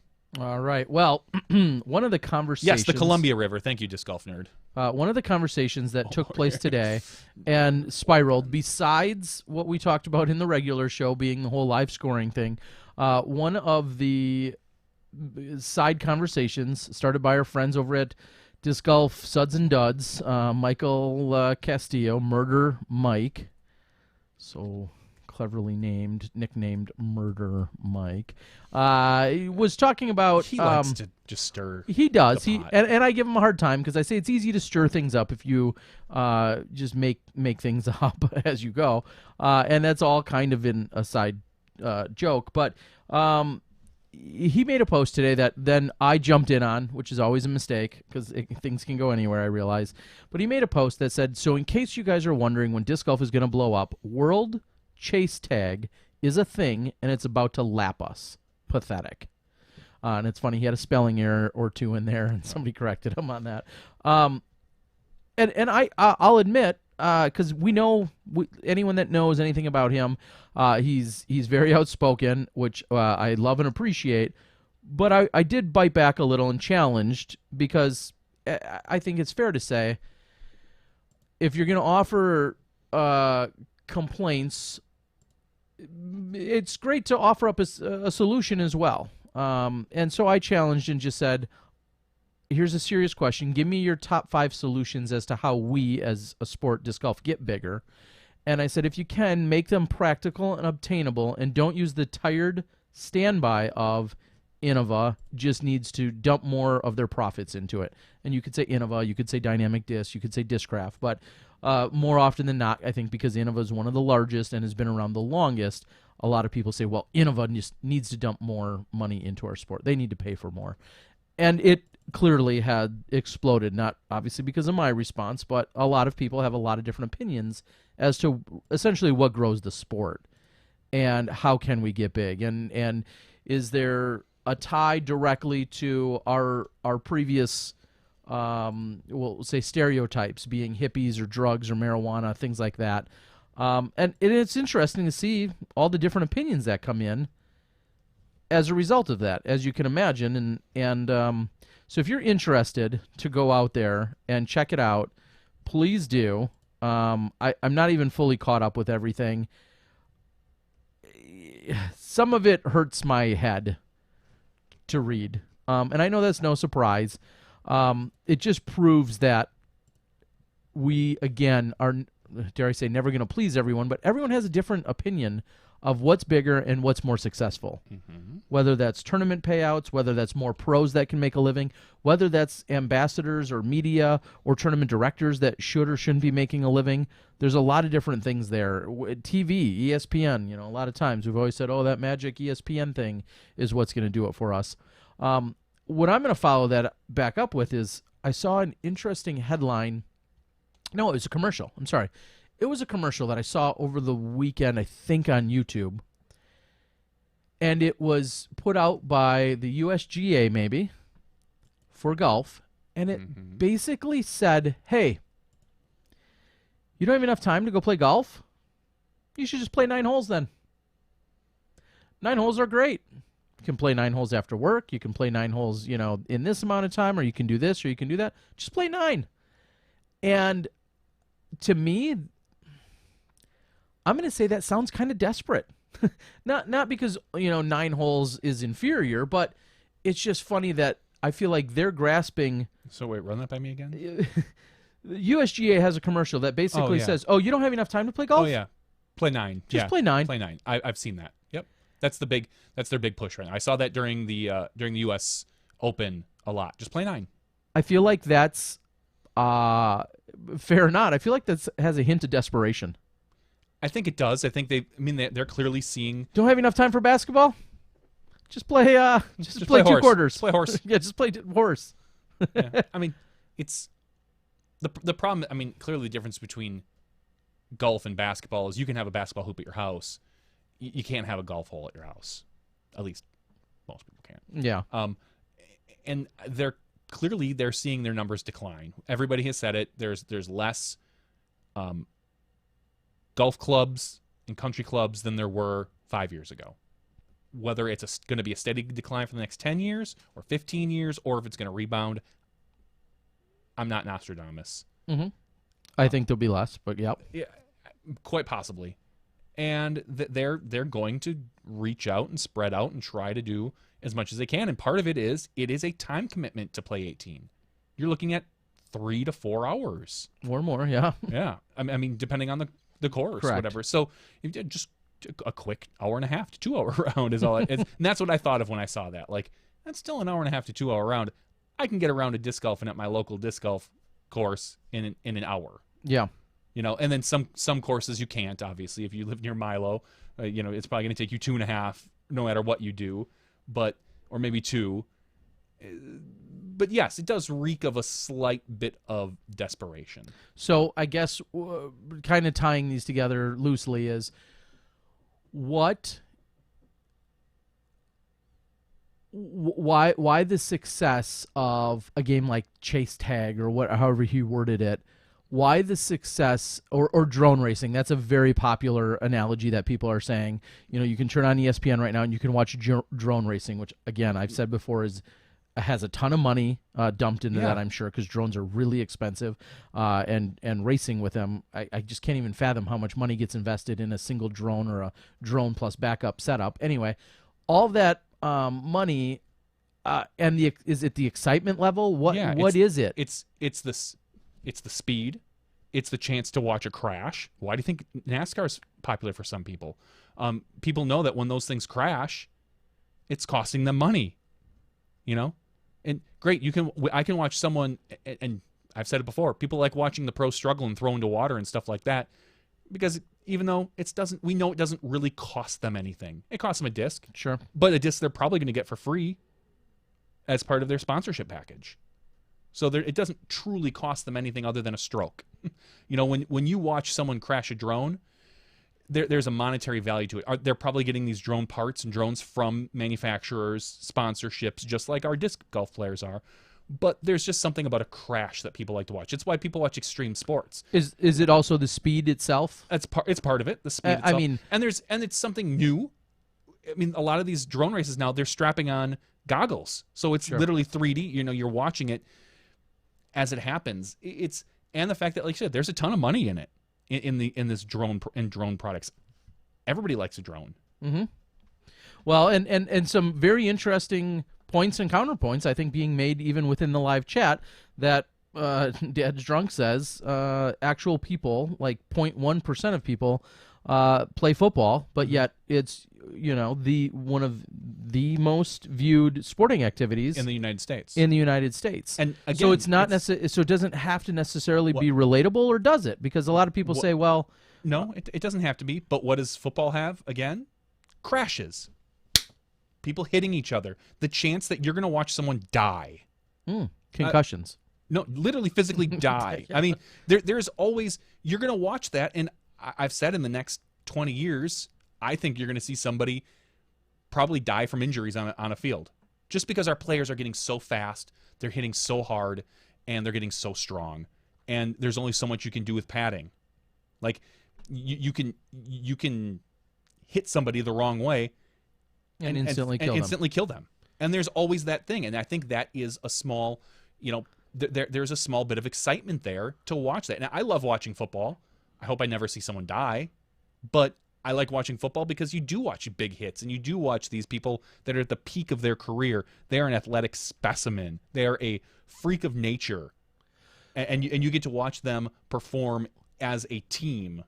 So what can we learn then? So using those examples, you're talking essentially violence and or threat of danger. I'm surprised guts is not more of a popular sport than disc golf, because I think there's more watching someone throw a disc at somebody else, to me, seems like it would be more exciting than watching someone throw a disc at a basket. And I'm not a big fan of guts personally. It's fun to watch on occasion. I like disc golf better. But if you think about, to me, I think about that. Everyone loves watching a big play at the plate for baseball. Okay, so now let's completely go against all of that, and then talk about your other. And they've all gone through their spurts of fame. We'll say, whether it's 5 or 15 minutes. Darts, bowling, poker. Nobody's dying in poker. You can, but poker is an everyman sport. Everyone plays cards. It's very relatable. Plus, there's always that option for poker. There's the option that Mr. Nobody or Chris Moneymaker, perfect name, can literally come out of nowhere and be the winner.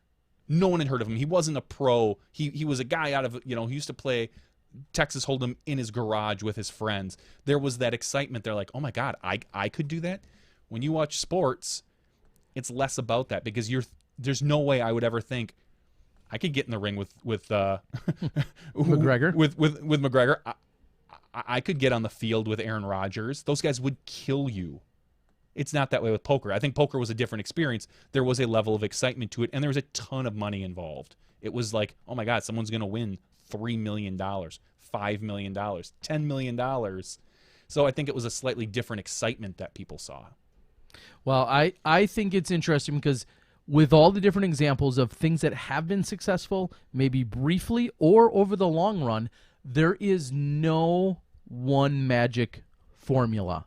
And I think that can be said. I think you're right. I think trends are just that for a reason. They're trends. I mean, we said it. Look at CrossFit. You couldn't turn on a TV without seeing something about CrossFit a handful of years ago, and now it all but barely exists. I'm sorry.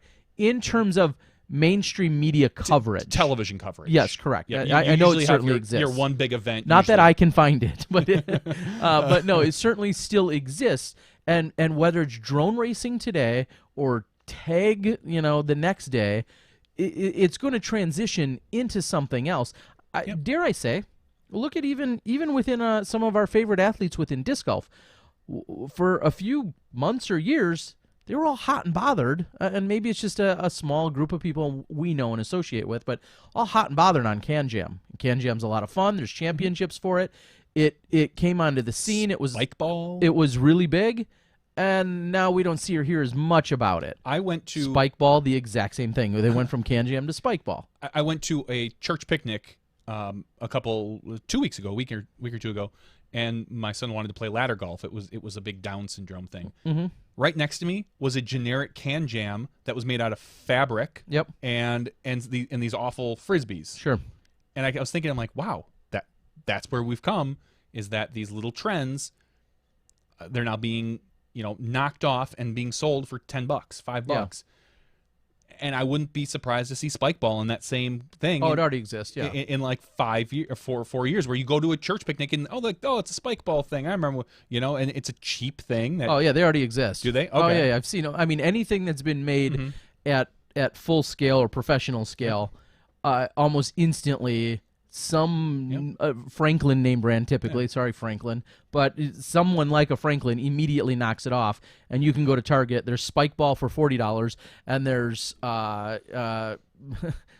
some other term for spike, something else, and it's literally half the price because it's been knocked off by their own in-house production company. So, yeah, I think we see all of those all the time. So. Anyway, I don't know if I have I certainly don't have an answer here, but it's just interesting as these comparisons take place as to if there is a magic dart and what that's going to mean for disc golf. And if disc golf does get in any form of limelight, there's no guarantee it's going to stay there. No, God, no. Like I said, poker was a great example. Really big. Now you see, it used to be you couldn't turn on TV on any channel without them having some sort of poker event on. Yeah, everywhere. It was on NBC for a while. They had this Sunday night thing or Saturday night things, and now it's on if you have digital cable, it's on like NBC-3 late at night. You'll catch something. And then you'll get the World Series of Poker every year on ESPN. Which is funny because poker's still being played in massive quantities. It's just lost its a lot of its appeal in terms of the actual media coverage. I think it's lost a lot of its appeal for this particular sport, we'll say, because of the government crackdown on a lot of the websites that we saw. There was a huge influx of everyone playing online, making or losing a bunch of money. There's stories.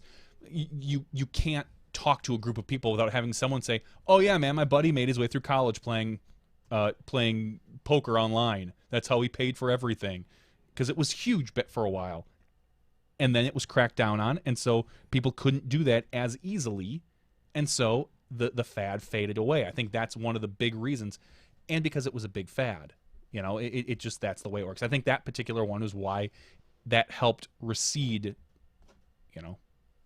Well, and I'll follow it up, and I think he's got a great question or a great comment on the board. I think it was I'm sorry, I'm going to scroll back up. I think it was Greg who had just said something. Greg said, "What's the goal of this mainstream penetration?" And I think that's a valid question because a lot of people have said, "Oh, we'll be big time when we're on TV or ESPN or whatever." Is that ultimately everyone's goal? Of course, it's not everyone's goal. Is it even our goal? Is it our players' goal? Is it the Innova's goal or DD's goal? I mean, everyone has a different, slightly different version of what would be kind of ideal. We've said it before. Here's what I'll say.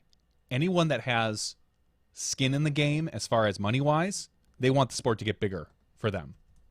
But it could get too big. Correct. For us particularly, it could get too big, where suddenly, if it's a huge national phenomenon, and it's on NBC or CBS or ESPN, we're out. We have probably very little to do with it at that point. Sure. If it gets so big where suddenly, we'll just play pretend, you have Nike coming in and doing discs, or name a company that does, Wilson comes in and they're making all these high quality, awesome discs. Is that good for Innova? Is that good for Discraft? Is that good for Dynamic? Is that good for, does suddenly it depends probably on how big and what they do with it. Yeah, exactly. Will they have that head start where it's like, oh no, you don't want the Wilson disc. You definitely want the XYZ disc from a company that's been in it. Could they ride the wave up? Of course they could. Could they get drowned by the wave? Very easily. It just depends. But every pro athlete wants it to get big because they know they are the top of the sport and they will be there. If it suddenly spikes in popularity, none of those guys are going anywhere. No one's going to suddenly come up and supplant them like, oh, there's this guy who's just been waiting in the wings that no one's ever heard of. Yeah. That doesn't exist for disc golf. Everyone has their good local pro, but no one's coming up and beating Ricky and Paul right away. In 10 years, sure, if it becomes very big and we have a huge population swing where suddenly everyone's playing it, you're going to see true athletes start to show up, like your Austin Turners, who just looks like an athlete. Not that Paul and Ricky don't, but more so, he's young, he's fit. You know, he's just, you look at him and you go, that kid was an athlete in high school. I wouldn't necessarily pick that out of Ricky. Sure, but even though he's obviously, yeah. But he's obviously our one of our top players. You know, you can look at Paul now and say, yeah, he probably was an athlete, but if you just saw him walking on the street, I wouldn't necessarily pick him for anything particular. You know, I know he was heavily into baseball. The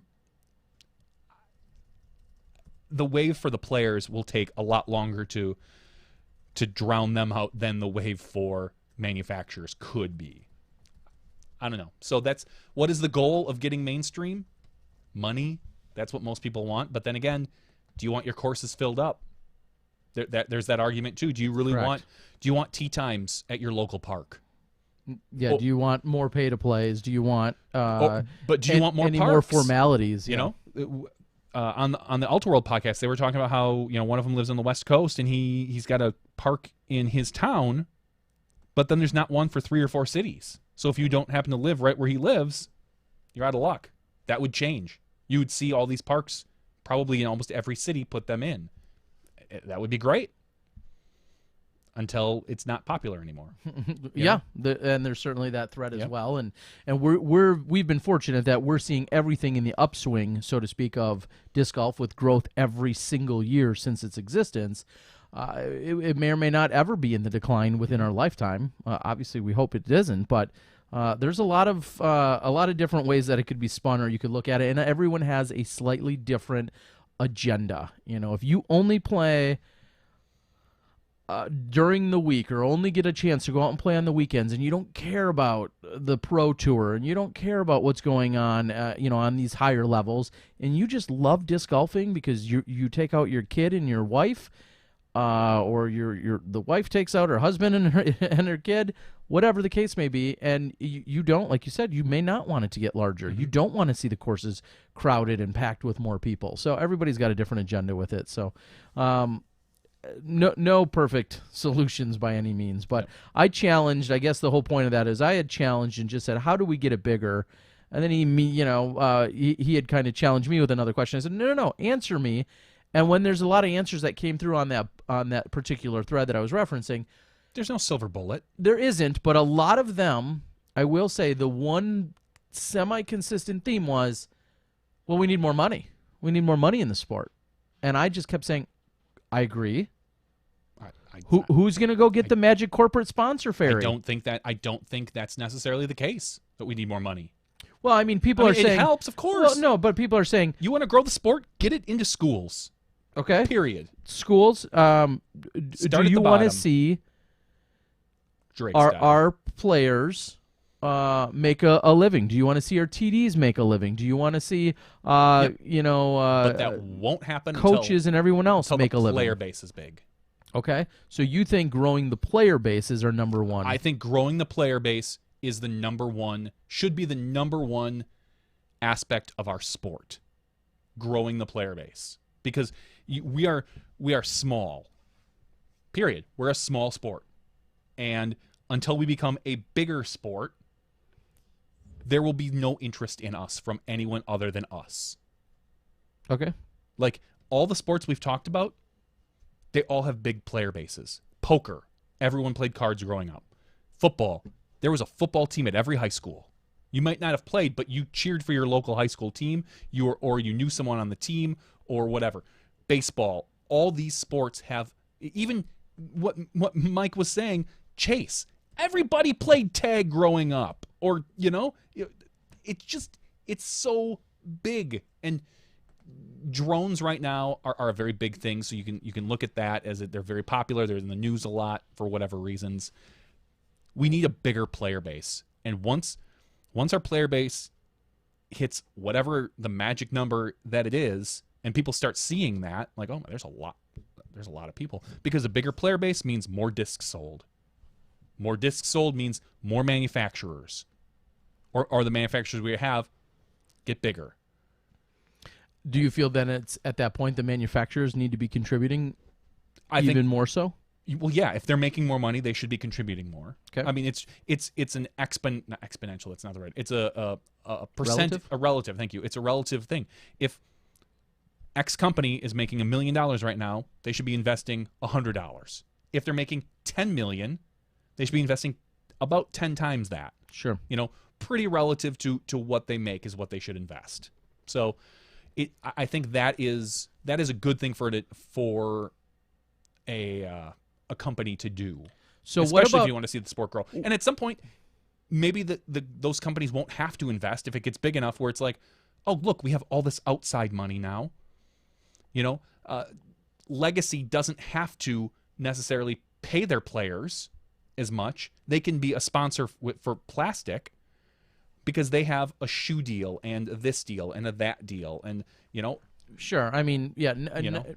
Nike may sponsor the clubs or the balls, and somebody else has, it's different for their clothing, and then different for what they're drinking versus the car they're driving. Yeah, it could get spread out for how their sponsorship works.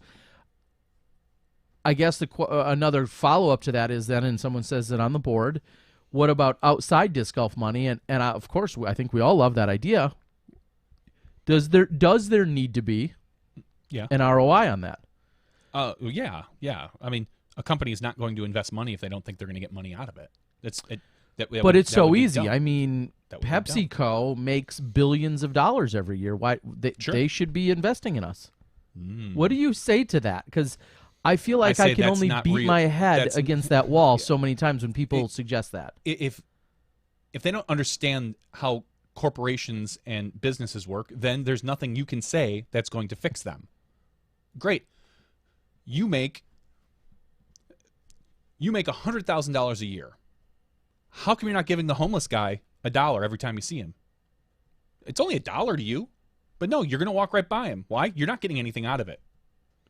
You may give $10 to your local homeless shelter. Why aren't you giving it to the homeless guy?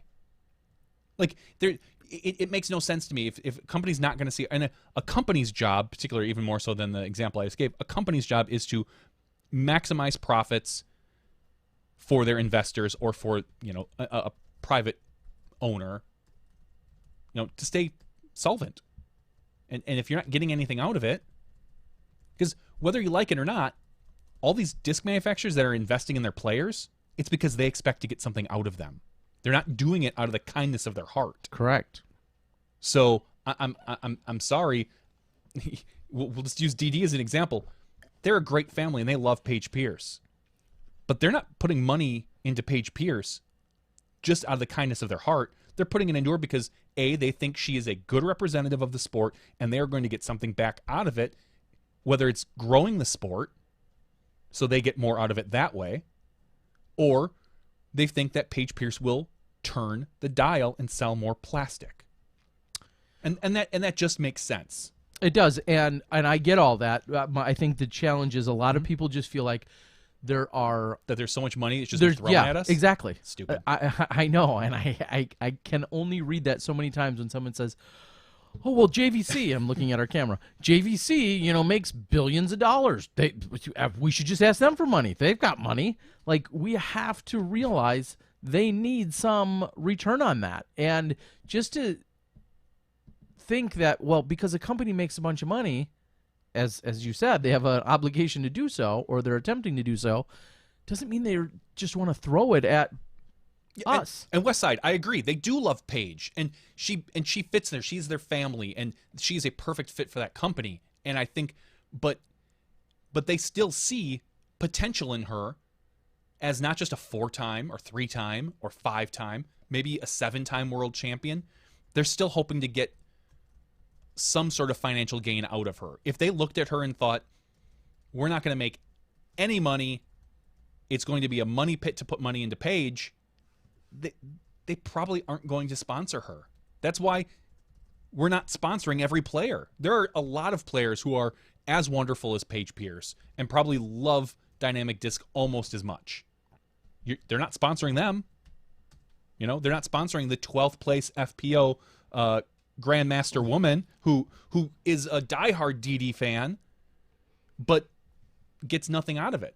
I mean, and maybe she even lives in Emporia and she's a huge fan. They're still not sponsoring her because the name unfortunately means nothing. Now, and even people are going to throw it out there and say, well, they sponsor juniors and stuff like that. It's all PR and their potential for the future. Investment. It's an investment. They're taking a calculated gamble. Yep. And every company looks at it and does it differently. If you want to say, hey, look, Dynamic Disc does it with, you might be a great player, but they're not going to invest in you unless you're a great person. That's great. That's awesome. But they also see the fact that you're a great person. You're not going to go out on social media and say something ridiculously stupid and make them look bad. It's all calculated investment, and there is some heart to it. I'm not going to say that all these companies are heartless, because I don't believe they are. They all have good intentions, maybe not the best, but they all have good intentions for disc golf. It's just the way it works. It's just the way things work, and it's unfortunate. So, no, it's not unfortunate. It's fortunate. It's the way the world is. Well, Greg had said, yeah, but if it's all about the love of the game, why does it need to bust into the world of Disney and Coke? Because it's not all about the love of the game. Correct. Innova doesn't keep their doors open just because they love disc golf. Yeah.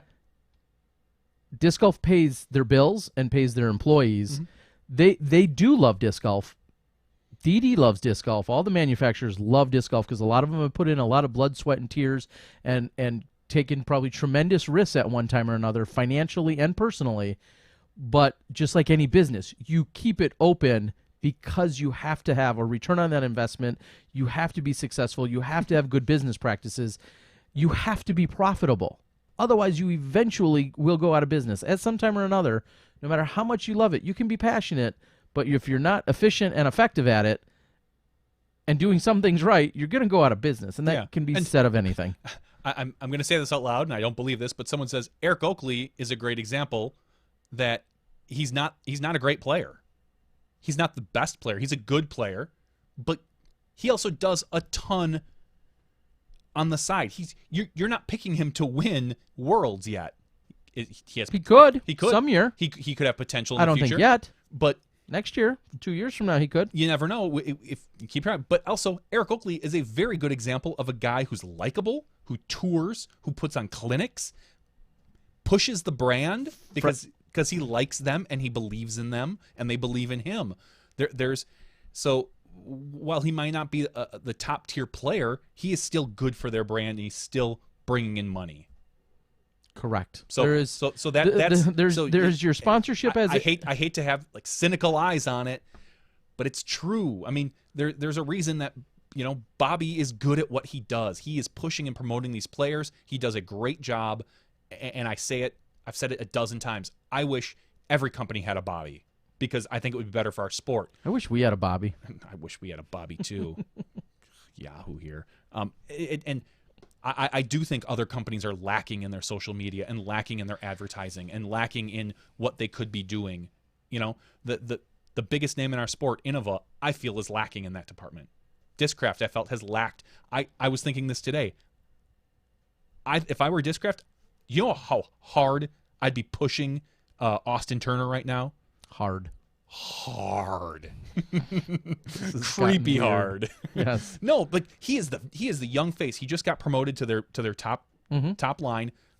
I would have an in the bag video right away. I would have an interview with him. I would be pushing him out to other companies. If I were Discraft, I would be contacting us, Ulta World, all these things like, can you get Austin on? We want him to talk. We want his face out there because he is the hot thing right now. He is the young up and comer. And not to harp on Austin, because you could look at the same thing with Chris Dickerson, Peter McBride. These are all young guys that are coming into the sport. I think these companies, these bigger ones that can afford it, are really missing the mark that Dynamic Disc is not missing. And I'm not sponsored by Dynamic Disc by any means. I'm just a fan of what they're doing right now. And I think they're doing a good job. I think Prodigy's doing a pretty good job as well. They're pushing some of their younger players. You see McFly out there. You see them getting their name out there. I think while they're a smaller company, I think they're doing a better job than some of the bigger companies. And it's it frustrates me. There's to no end. opportunities. There's opportunities that I think these larger companies are missing out on. So get on it, people. And I can't yell at them for not doing it because they're, clearly Macbeth's out there, I've heard of him. I just think I would like to see more out of Innova's social media presence and media presence in general. That's my thought. Sure. And same with Discraft. And same with Legacy. And I know Legacy is a small, Mm-hmm. and I hope that they're, they work their way up there. But I understand why it's not, I just think Dynamic Disc right now is doing the most of every company. I don't think they're doing everything. I'm sure there could be more. I'm sure you ask Bobby, and he's got 37 projects that he's got lined up that he wants to do. I as a fan of the sport and a fan of media, I always think there could be more we're doing. Are we doing anything live at AM Worlds? No. FYI. Tired of Crap had used the super chat feature. Thank you very much. We appreciate it. And the short answer is no, we will not be live at Worlds. I will, in fact, be at the World Championships. Look for me probably come Thursday. I think my main assignment will be over with the advanced men's leader card. I will likely be hanging out in that area. I'm going to be talking with the PDGA media manager and kind of firming up the assignment, I guess, if you want to call it that. Or that's the best term for it. But that's where I will likely be focused. I know they're running around doing Twitter and Instagram and some live scoring and some, a mixture of all sorts of different social media things. Once I get to town, once there's kind of an official storyline about leaders and some shifting and some things have kind of started to unfold or take place, that's when there's going to be a little bit more dialed in focus. So if I see you or if you're there at AM Worlds, by all means, say hi. Love to talk with as many people as I can, but you'll likely see me in that area Thursday, Friday, and Saturday. That's where I'm at right now. So, but no, not live coverage of the AM Worlds.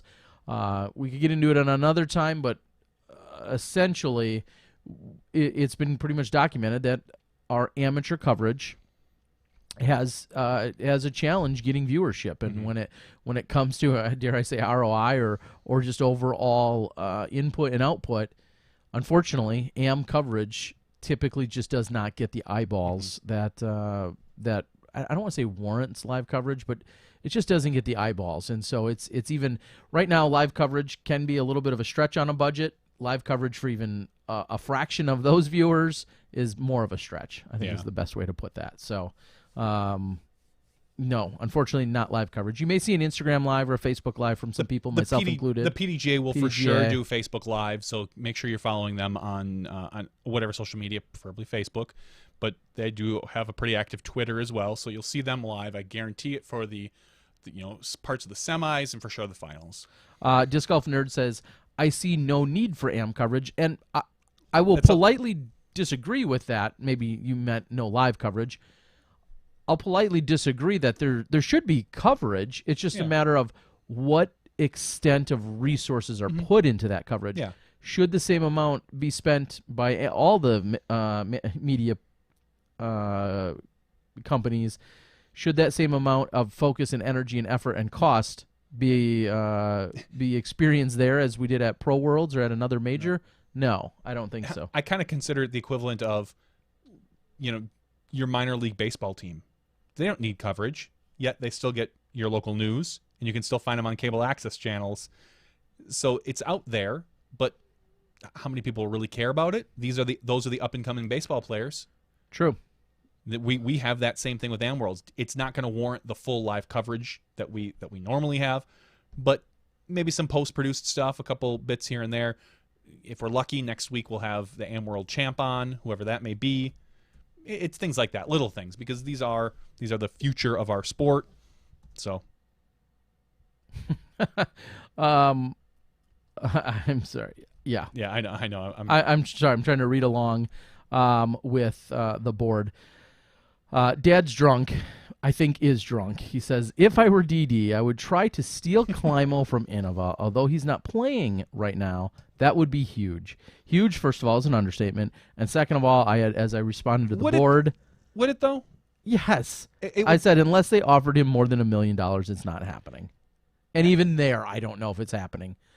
I don't know what Climo still makes off his plastic and things like that. I'm not even going to speculate.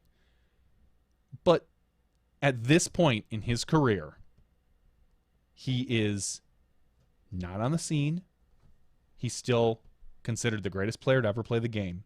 By many. How different would it be than Jordan going to the Wizards, Climo going to another thing?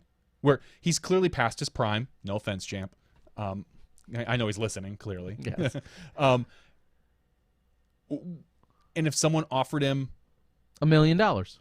We'll make up a number. $1 million, and he looks at it and goes, "Oh wow, that's $1 million.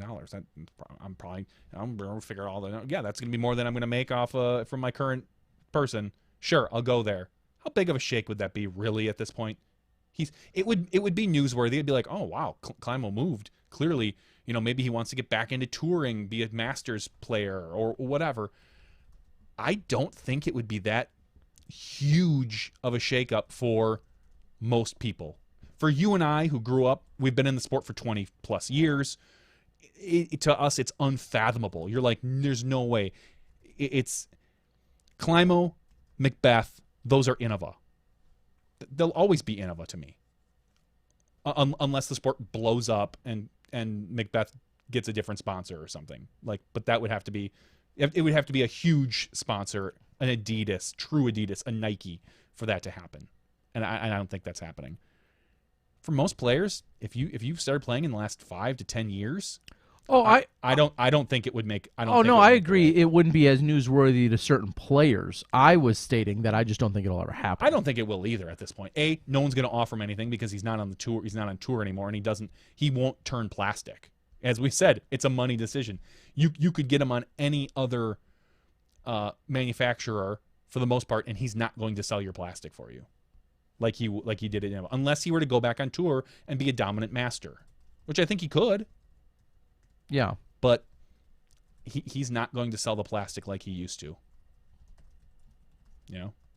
It's just the thing now. Okay. Another comment that came in, as again, I'll say, we say it all the time. If you want to interact, best place is the YouTube chat board, especially during the after show. We see that Stephen Key, out here on the board, says, that's the login, just says, "I think that film crews need to work together more in order to spread out the coverage to get more footage captured." And I respectfully have said, I don't know what you mean by that. How do you spread them out? Yeah, I mean, I feel like I think we're already spread pretty thin as it is. Well, and we with one slight exception, in that we have a live with a post produced on one card. Yes, sometimes, not always, but more often than not.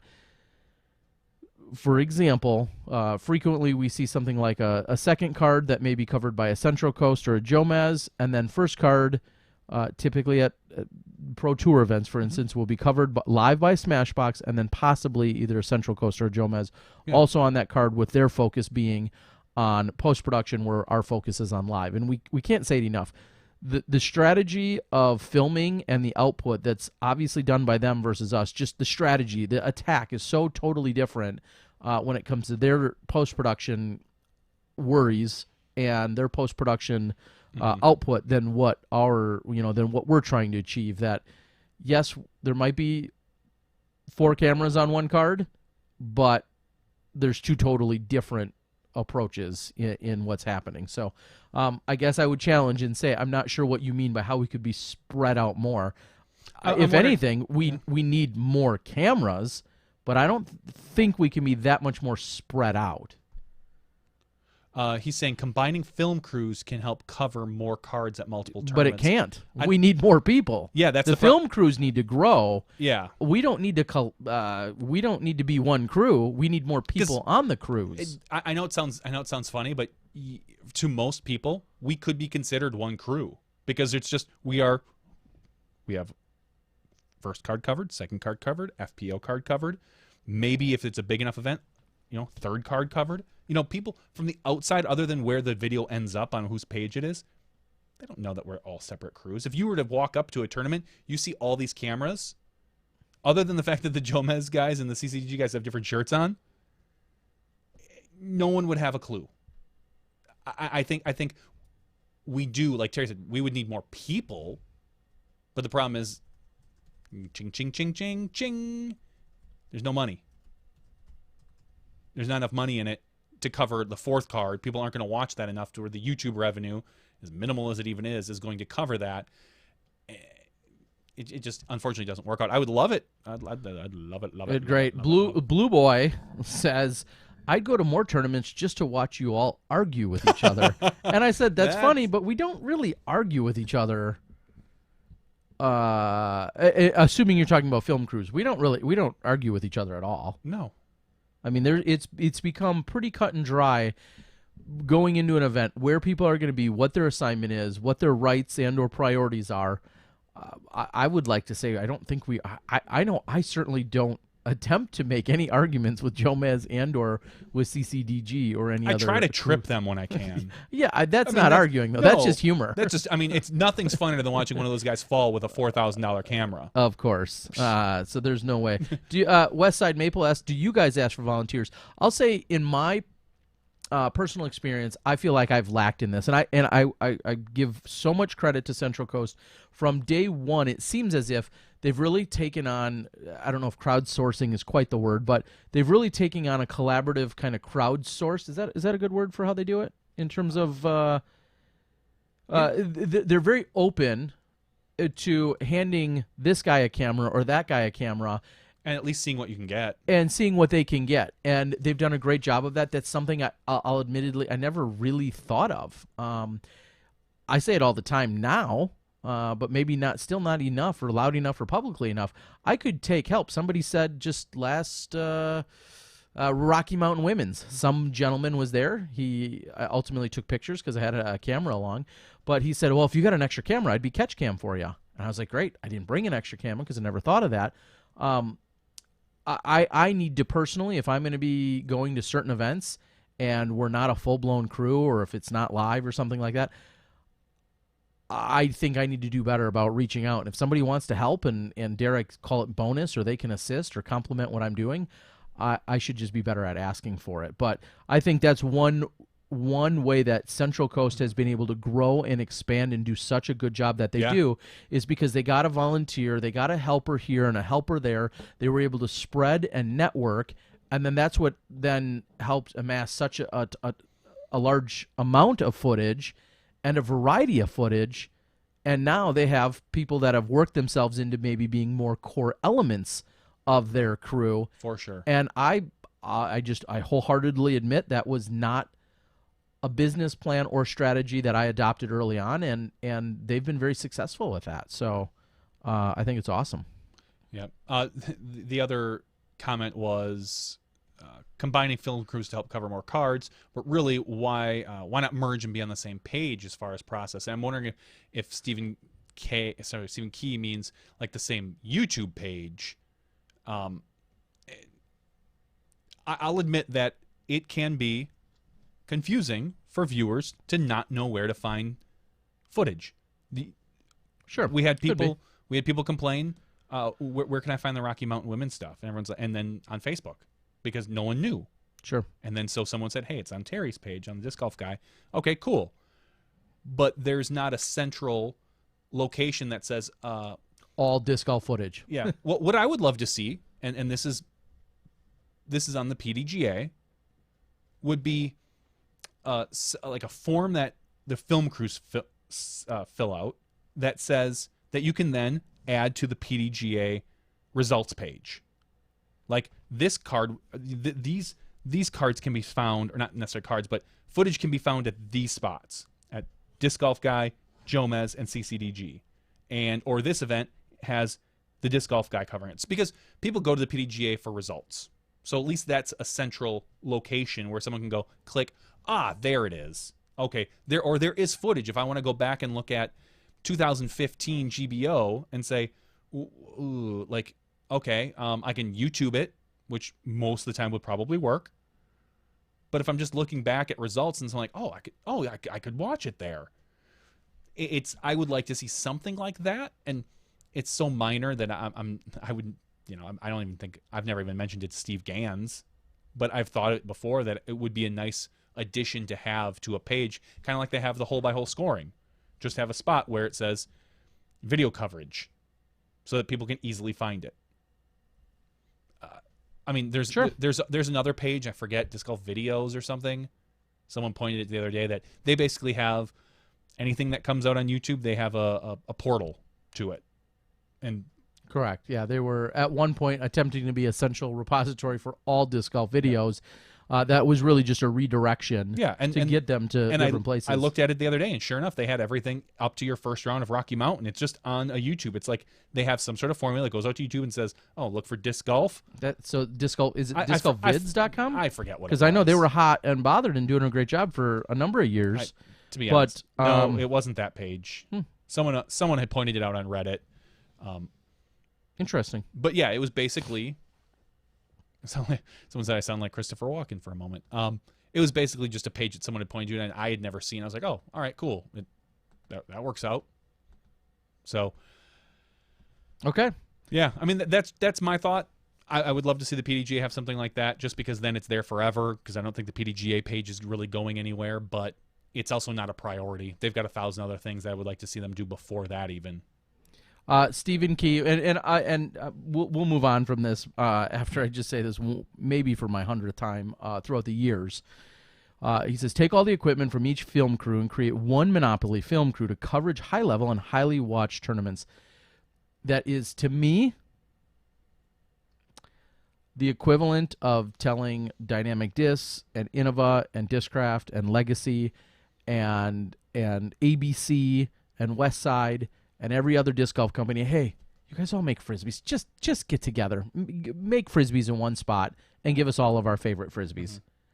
Mm-hmm. It's just not how business and or competition works. And I understand that some people may they'll see a massive benefit, but realistically, how we do live and then how I do post-production, there's a lot of different components to it than how Jomez does it and how Central Coast does it.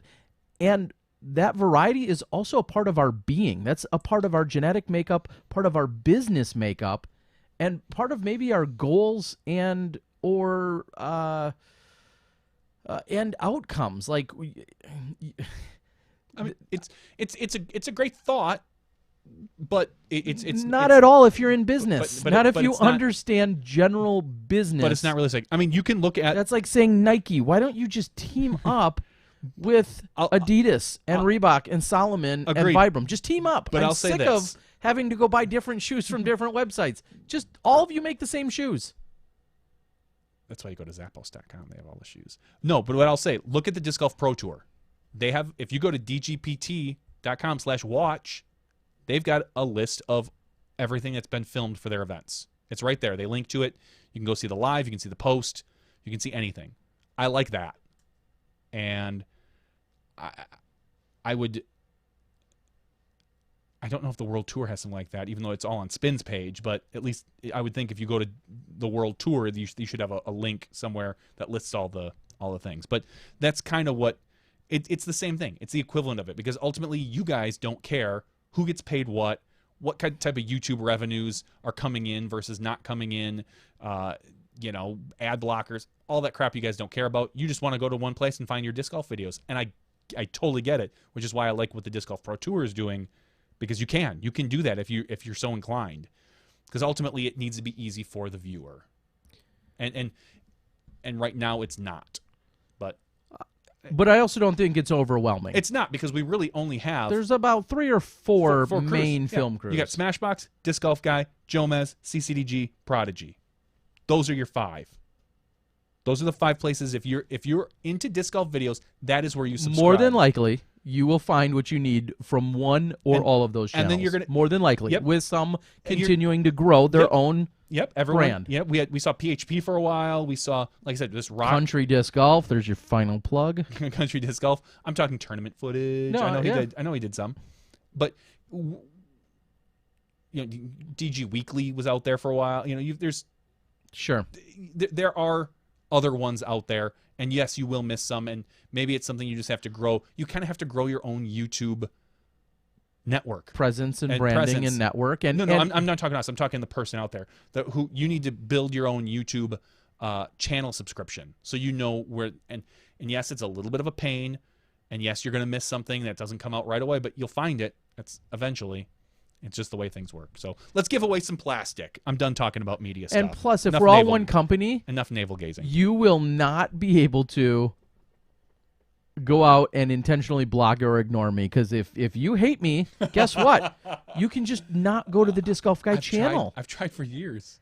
And if you don't like someone else's style, guess what? You don't have to go to their channel. So right now, us being different, I think also has its advantage. There's plenty of people that ignore any one of those channels, myself or whomever, for whatever reason. So if we're all one big channel, you know how many people are going to log in and be like, oh, no, I'm forced to watch this because it's got Terry involved. Well, right now, if you don't like what I do, just don't watch it. True. All right, let's give away some stuff. Plastic. Rock Stick is where it's at. You got it. Go out and support them. So here's what I have. I think this is a Lucid Slammer. And as I mentioned earlier, DD said that this is not going to be a production run disc this year. I have procured a number of these. So if you're interested in supporting some of the efforts that I do, you're welcome to reach out to me personally, and we could get one sent out to you. If you want to just win it right now, you could go that route too. But there's only going to be one of you. So if you are a Patreon supporter at any level of our SmashBoxxTV Patreon account, I had to think of the right words there. If you're a Patreon supporter of any kind, you are eligible to win this. Johnny V. Oh, look, it's right over my face. It looks beautiful.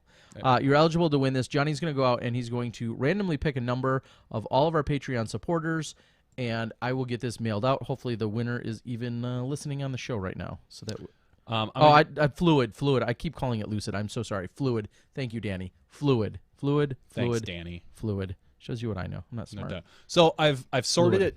I usually sort by first name, sometimes sort by last name. Today I sorted it by their email address. We have 155 people in our list. We go all the way from A to Z here. So I'm going to go to patreon.com. I'm sorry, random.org. 1 through 155. Hit the generate button. 110. 110 is really change it up going with sorting by. I did. It's Christy Moore. Christy from Ohio, who was on the board earlier. Christy, who I missed filming. Christy would have been featured on the Disc Golf Guy Rocky Mountain Women's Championships opening round coverage, except for Christy wasn't feeling well. Didn't get to the card, and unfortunately did not participate. She was on the card with Paige Pierce. She along with Maria. Sorry, Christy, you missed out, but now you're a Patreon supporter, and you have won yourself a Fluid Slammer, and you're on the board. Yes. There you go. Oh, Christy, love it. Good. I love it when the winner's on the board. Congratulations, Christy. You will not get this because I'm keeping it. No, I'm just kidding. This is all yours. I'll reach out to you and get your address, and we'll be good to go. Do you not have it right there already? No, I will, but I'll verify it. I always send Or an email to verify it because just in case someone might have moved or whatever, I always just send it. So Christy broke herself tubing. That's what she had told me, and unfortunately, because I saw her at Red, White, and Boom, and then she was rushing over to get to the Rocky Mountain Championships, and then she was on the card that I was filming, and I'm like, where is she? And I reached out afterwards. She had told me that she, hurt herself inner tubing down a river. Are we going to give away the other one right away? Yeah. You want to do it right away? Sure. I don't know. I don't know what else we're going to talk about, so we might as well give it away, and then we can chitter chat. So here we go. We're going to give away a second one right away. So tonight, this is a 174-gram Sarek, I believe. Yep. Sarek. Yep, Sarek. I believe is Spock's father. Okay, whatever that is. I think again, overmold disc, latitude 64. I think we saw these released possibly earlier. Maybe these were released at the GBO. Sarek, Sarek, Spock's father from Star Trek. I'm not mad. I didn't know that. I'm impressed I did. Sure. Christy says she loves slammers and it's a staple in her bag. Okay, awesome. Well, here we go. So we're just going to go ahead and rant. We're going to stick with the same format. The only person ineligible will be Christy. Will be Christy. If I hit random again and it comes up with 110 again, I'm gonna be I'll be shocked. Yeah, it could happen. It could. It's technically is a random generate. All right, I'm gonna hit generate here. It is 110. No, it's 36. 36. So I'm going up to 36. And Doug Porter, old school Doug Porter, big into rugby. He's a big rugby fan. Lynx. He still has his Lynx DGS email account. Wow. Yeah. For those of you that don't remember, Lynx Disc Golf. That's been a minute, as the school. kids say. It's been a minute. So we will. I will reach out to Doug, and we can send him that piece of plastic. So thanks to everyone who is a supporter on Patreon. Really appreciate it. As always, there's a debate in my head about my weekly update, whether or not I want to make it Patreon exclusive. I kind of, there's a small part of me that does, but there's a big part of me that doesn't, because I think it can be very useful for just everybody. But I'll expect a Patreon plug on every one of those. I'll be pushing that, so once a week. So you'll get sick of hearing that. But yeah, so we're good. I think we gave away 2 pieces of plastic. So Doug Porter, you are winning the overmolded Cerac. And again, Christy taking home the Slammer. Christy, will I see you? Probably not. I was going to say I won't see you. Christy was our runner-up at AM Worlds last year in the FA1 division. A great battle with Sayananda, and ultimately was our runner-up at AM Worlds. So I'm not sure if I'll see you soon. It's funny because had we done this a couple weeks ago, there's multiple times to run into you. But if not, I'll just simply get it mailed out to you. I don't know if I'm not sure if Kevin was kidding or not. Was it Kevin? Yeah. Stephen Key, sorry. He said, FYI, Jomez and Central Coast are talking about merging. With a winky face. Okay. I was going to say, do I hope they do? I don't know if I care if they do or not. It's not going to change anything. It's not going to change anything. I'm assuming you're kidding, for starters, but if it did, it wouldn't change anything. Again, it's not so much about and I mean I don't think that's more or less crews. It's about more people. More people are needed with cameras, regardless of what crew they're with. It wouldn't make sense to me, just based on the Patreon accounts. I could name 20 reasons why it wouldn't make sense, but that's one of them. It would be interesting, just because I've never. It'd be unique in that it hasn't happened before, because we're pretty young in the sport. I'd be curious to see how it would work. I could be bought out. I'm gonna say this. Oh yeah, I are could cheap. be. I could be. You are not expensive. But I don't see that happening yet. So, but I could be bought out for sure. All right. Dad's drunk says, Ron, I don't think I'm coming. Okay, we don't need to do that. Andrew says, I'm a winner. Thank you, Andrew. Hey, Andrew, I think you said earlier you might be a Photoshop whiz. If that's true, please reach out to me on Facebook or Twitter. I don't check Instagram messages. I always forget how to do that. But please feel free to reach out to me if that's in fact the case, or maybe something you could help with. I haven't had a chance to go over the Facebook chat. I'm currently at work. All right, no biggie. Hit me. I'm trying to read through. I was waiting to see what plastic it is. My bad. Okay. All right. I don't have all that. I'm just trying to read through the board. All right, guys. I don't know that we have too much more here tonight. AM Worlds is exciting. Rocky Mountain Women's final round will be up tomorrow. This might be a bold statement, and I think I might have said it last week. I feel like this third round, first of all, it's exciting. I don't care what you say. It's exciting to watch. And second of all, I think it's one of my favorite videos I've put together in terms of post-production. I just think overall one of my favorite. The golf is great. The course is great. My camera work, I think, is pretty good. I only miss half a shot by Paige on hole 12. Then there's a little bonus in there. There's some bonus action, and if you don't like it, I would be shocked. Is it action? It's bonus. It's bonus material. Bonus material. So So if you don't like it, I would be shocked. Color me shocked. I think you guys will enjoy it. So please support the women, support the golf, and go out and watch it. I think you will genuinely like it. All right. No, I have not found my Keen sandals, Disc Golf Nerd. I appreciate you asking. I'm wearing knockoffs right now. I do need to get with Keen and get a new pair of sandals ordered because I love it. I love my Keen sandals. I heard a new disc golf course in Milwaukee is going in at the Avery Farm. Oh, no, that's some kind of joke that I don't get. Okay. Stephen Avery. Yeah, okay. I was wondering about that, but that's, not Milwaukee, unfortunately.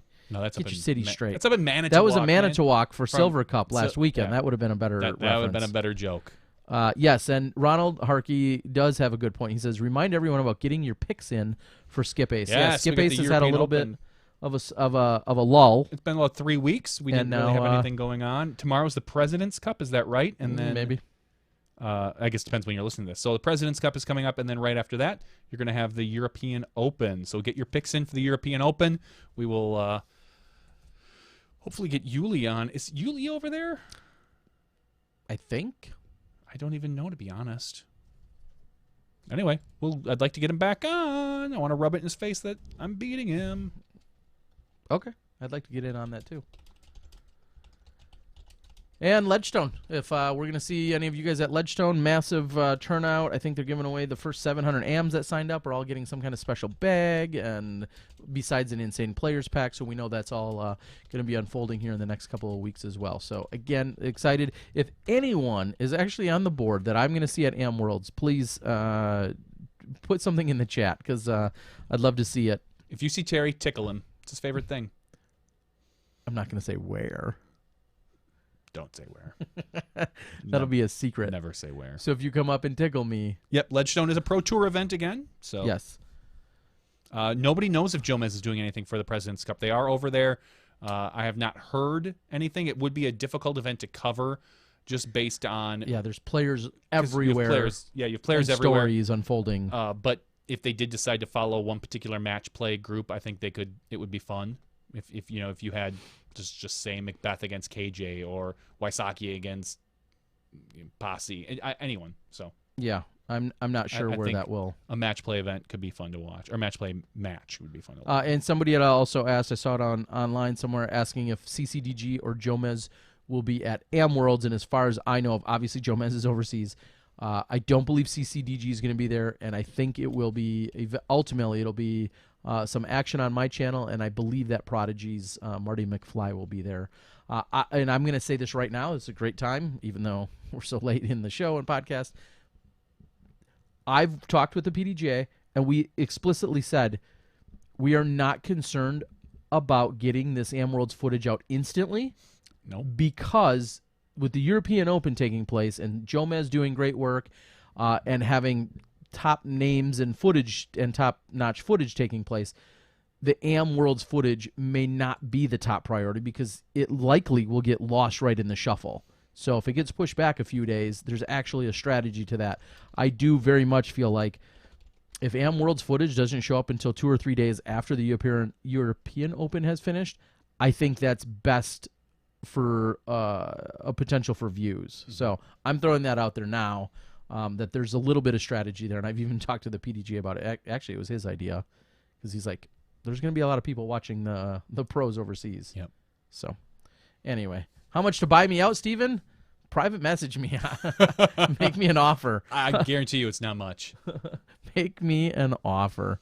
Does Smashbox have exclusive coverage for coverage channel for Ledge? No. Just for short live. answer is no. I mean, we'll be live, but there will be other crews there doing post production as usual. So we will be live, but we're not the only ones. Dad's Drunk says it sounds like AM Worlds is way better for off-course stuff than Pro Worlds was. Yes. Don't get Johnny started. We, That's what Johnny wants. Yeah, and as we've discussed it before, it is a vacation for people. They get to play 6 courses because AMs usually want to just cram in as many courses as they can because they want to play and golf, and experience and check out the city and stuff like that. And it's different for pros. So they do, and they always should, and they always will, and they always have, and they always should, and all that other good stuff. So pretty cool. So Dad's Drunk says it had nothing for fans. The fly mart was super weak.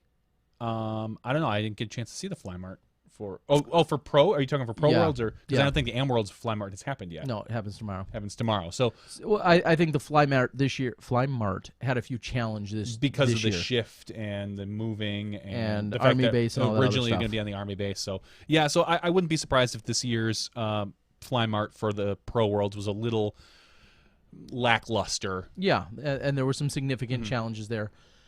Most certainly, I don't think anyone will deny that. Greg has said, "Don't dismiss the rock stick stuff. There might be some good ideas. Might be some ideas in there for live. I don't know. There's no dismissing of anything. They had a slightly different format than we do because they had someone in a booth. So Okay, and they didn't have a lot of commercials because they didn't have them. So they had a Pro Discus commercial every now and again, but you would watch them. And like I said, I reached out to them. I said, "Hey, good job on the live coverage. I don't know if you've clearly never covered disc golf before, but you guys did great." And then I went right away. In the next paragraph was, "Oh, by the way, what are you using to do your broadcast? Are you using XYZ like we do?" Uh-huh. They haven't got back to me. I haven't heard anything. But they could be busy. It could be time zone stuff. I reached out early. Was today Tuesday? I think I reached out yesterday afternoon. So for what it's worth. So yeah, so they would film a hole. And then every once in a while, you'd see them, like the cameraman would start to move, and you get a big shake, and then they cut over to a static camera of hole 1/18 with Okay. two banners, and they'd sit there, and you'd hear the announcers talk, and then they'd go once it was lined up, they'd go to the next shot, and it didn't appear that they had, and you'll have to forgive me because I watched the first 4 holes and skipped around. They didn't really have any backups, so which was kind of nice for them because it just kept flowing, but they did have someone in a booth, 2 people in a booth. Talking. So I talked to Steve Hill from Alta World about it, and he likes that format better than the way we do it, preferably. And I said I like a booth as well, just not realistic for what we're doing right now. It could be an option in the future. Once we partner up with Central Coast and Jomez. Yeah, for sure. No, I agree. We have a format that has been developed and also very much influenced by the vision of Steve Dodge as well. And whether it's a pro tour or not, somewhat, dare I say, dictates what our format is. And our format will forever be slowly evolving and changing and hopefully improving. We're not set on just one specific way to do it forever. Technology, people, money, resources, all of those things will continue to hopefully allow us to improve. Yeah, and I said, actually, I went through some scenarios, and I said, of all the events that we cover, the best one for us to have a booth at, like someone in it, would be GBO. Because we have ample people that can be sideline reporters. We could pull in Robert McCall or Dixon Jowers or Eric McCabe if he's not playing, which he's usually playing. So you could have someone there. Plus, we could have someone in a booth. And wherever the booth is, I need to be. Yeah. Because I need to be able to signal them. It needs to hook up directly into our mixing board and all this other stuff, so all the sound gets through. Having me be here, and then having a booth would have to be here as well for any other event, which makes it very tough because I need Terry's eyes and ears on site usually, or they help out. Our cameramen pretty much know what's going on at this point now, but it does help. So there's that. That's the big hurdle right now. And if Terry's here, we probably need a sideline reporter. That's another person that we can't pay and things like that. So, but GBO is different because I can be on site. I'm very familiar with the area. We know the internet's good. We could set up a booth to make that work. So of all the events, I was thinking GBO would be the event where we could get that to work out. And maybe it's something we play with next year or the year after. But for now, we're pretty set in what we have going on, but I'm always looking at ways to improve and change and, make Smashbox bigger, which is obviously why, we tried out and it hasn't worked out. We haven't really got to it. BattleBox, which is why I want to do this weekly update. I want to spread out what we are doing and make sure that we are always expanding as a company and trying to look at different avenues. A question that Tired of Crap asks on the board, it's his login, just had said, have we considered a pay-per-view model? He knows it's been tried in the past. Disc Golf Planet had tried it on a number of occasions. And I said that we really haven't, and that we really don't like to. Well, you and I feel a little differently. I still feel to this day it would fail miserably. I think it would too. I'll not fail miserably. I don't think. Let's just say we went to a pay-per-view model. We would not make back the money. Pay-per model would be weird, but I don't think we'd make a lot of money doing it. Yeah. So I, give it for what it is. Now, there's a lot of logistics and background stuff that would have to change and whatever, but I would still like to try it. As I yawn here, sorry. I would still like to try it with some event, but I don't know the right event. I wouldn't Worlds would be the smart event to do that because most people want to watch Worlds. And then most people would be super pissed off when they say, "What? I have to pay to watch Worlds? You give me this free all year long." Correct. That's BS. And I don't want to ever see another effing commercial again because I'm paying for it.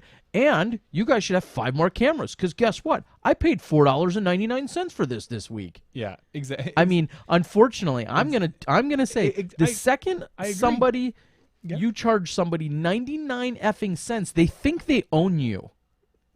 They think they own you. No, not because their think they have a first say. line will be, They think they have a say. "I paid for this." I think they have they think they have a valid argument, a valid say in what we should be doing.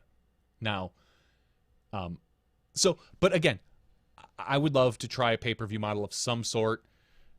I don't know what would be the best opportunity, the best options, where would be good.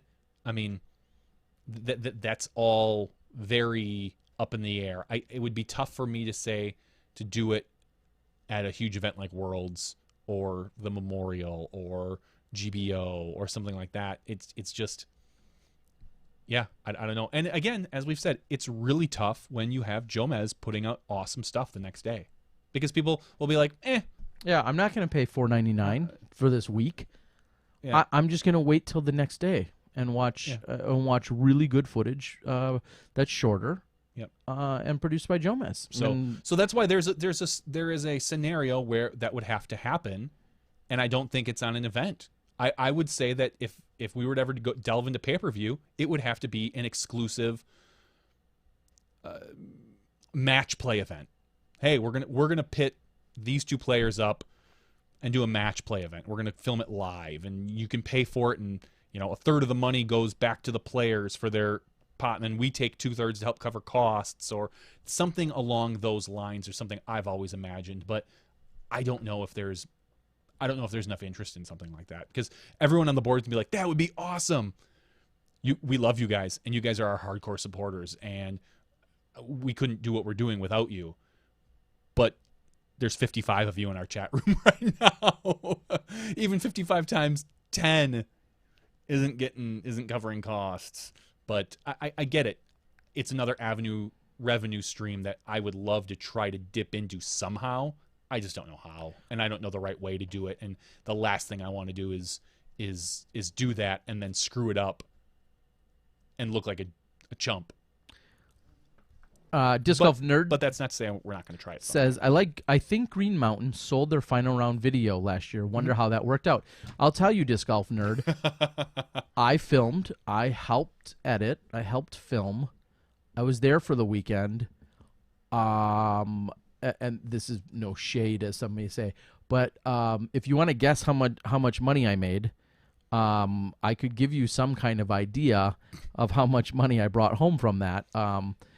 Terry's holding up a big 0 sign with his hands for the audio listeners. I thought they could hear that. Or maybe they could. The pause was exactly relative to how much money. So that model, unfortunately, again, very challenging when it all is said and done. So,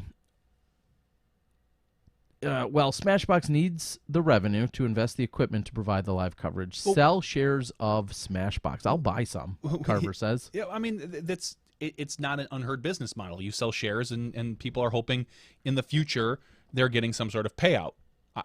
I'm not a business person offhand, and it's possibility. But then, what do you sell those shares for? $1,000? If we had 100 people invest $1,000, and then At some point, they're going to look for a return on investment. Whoops.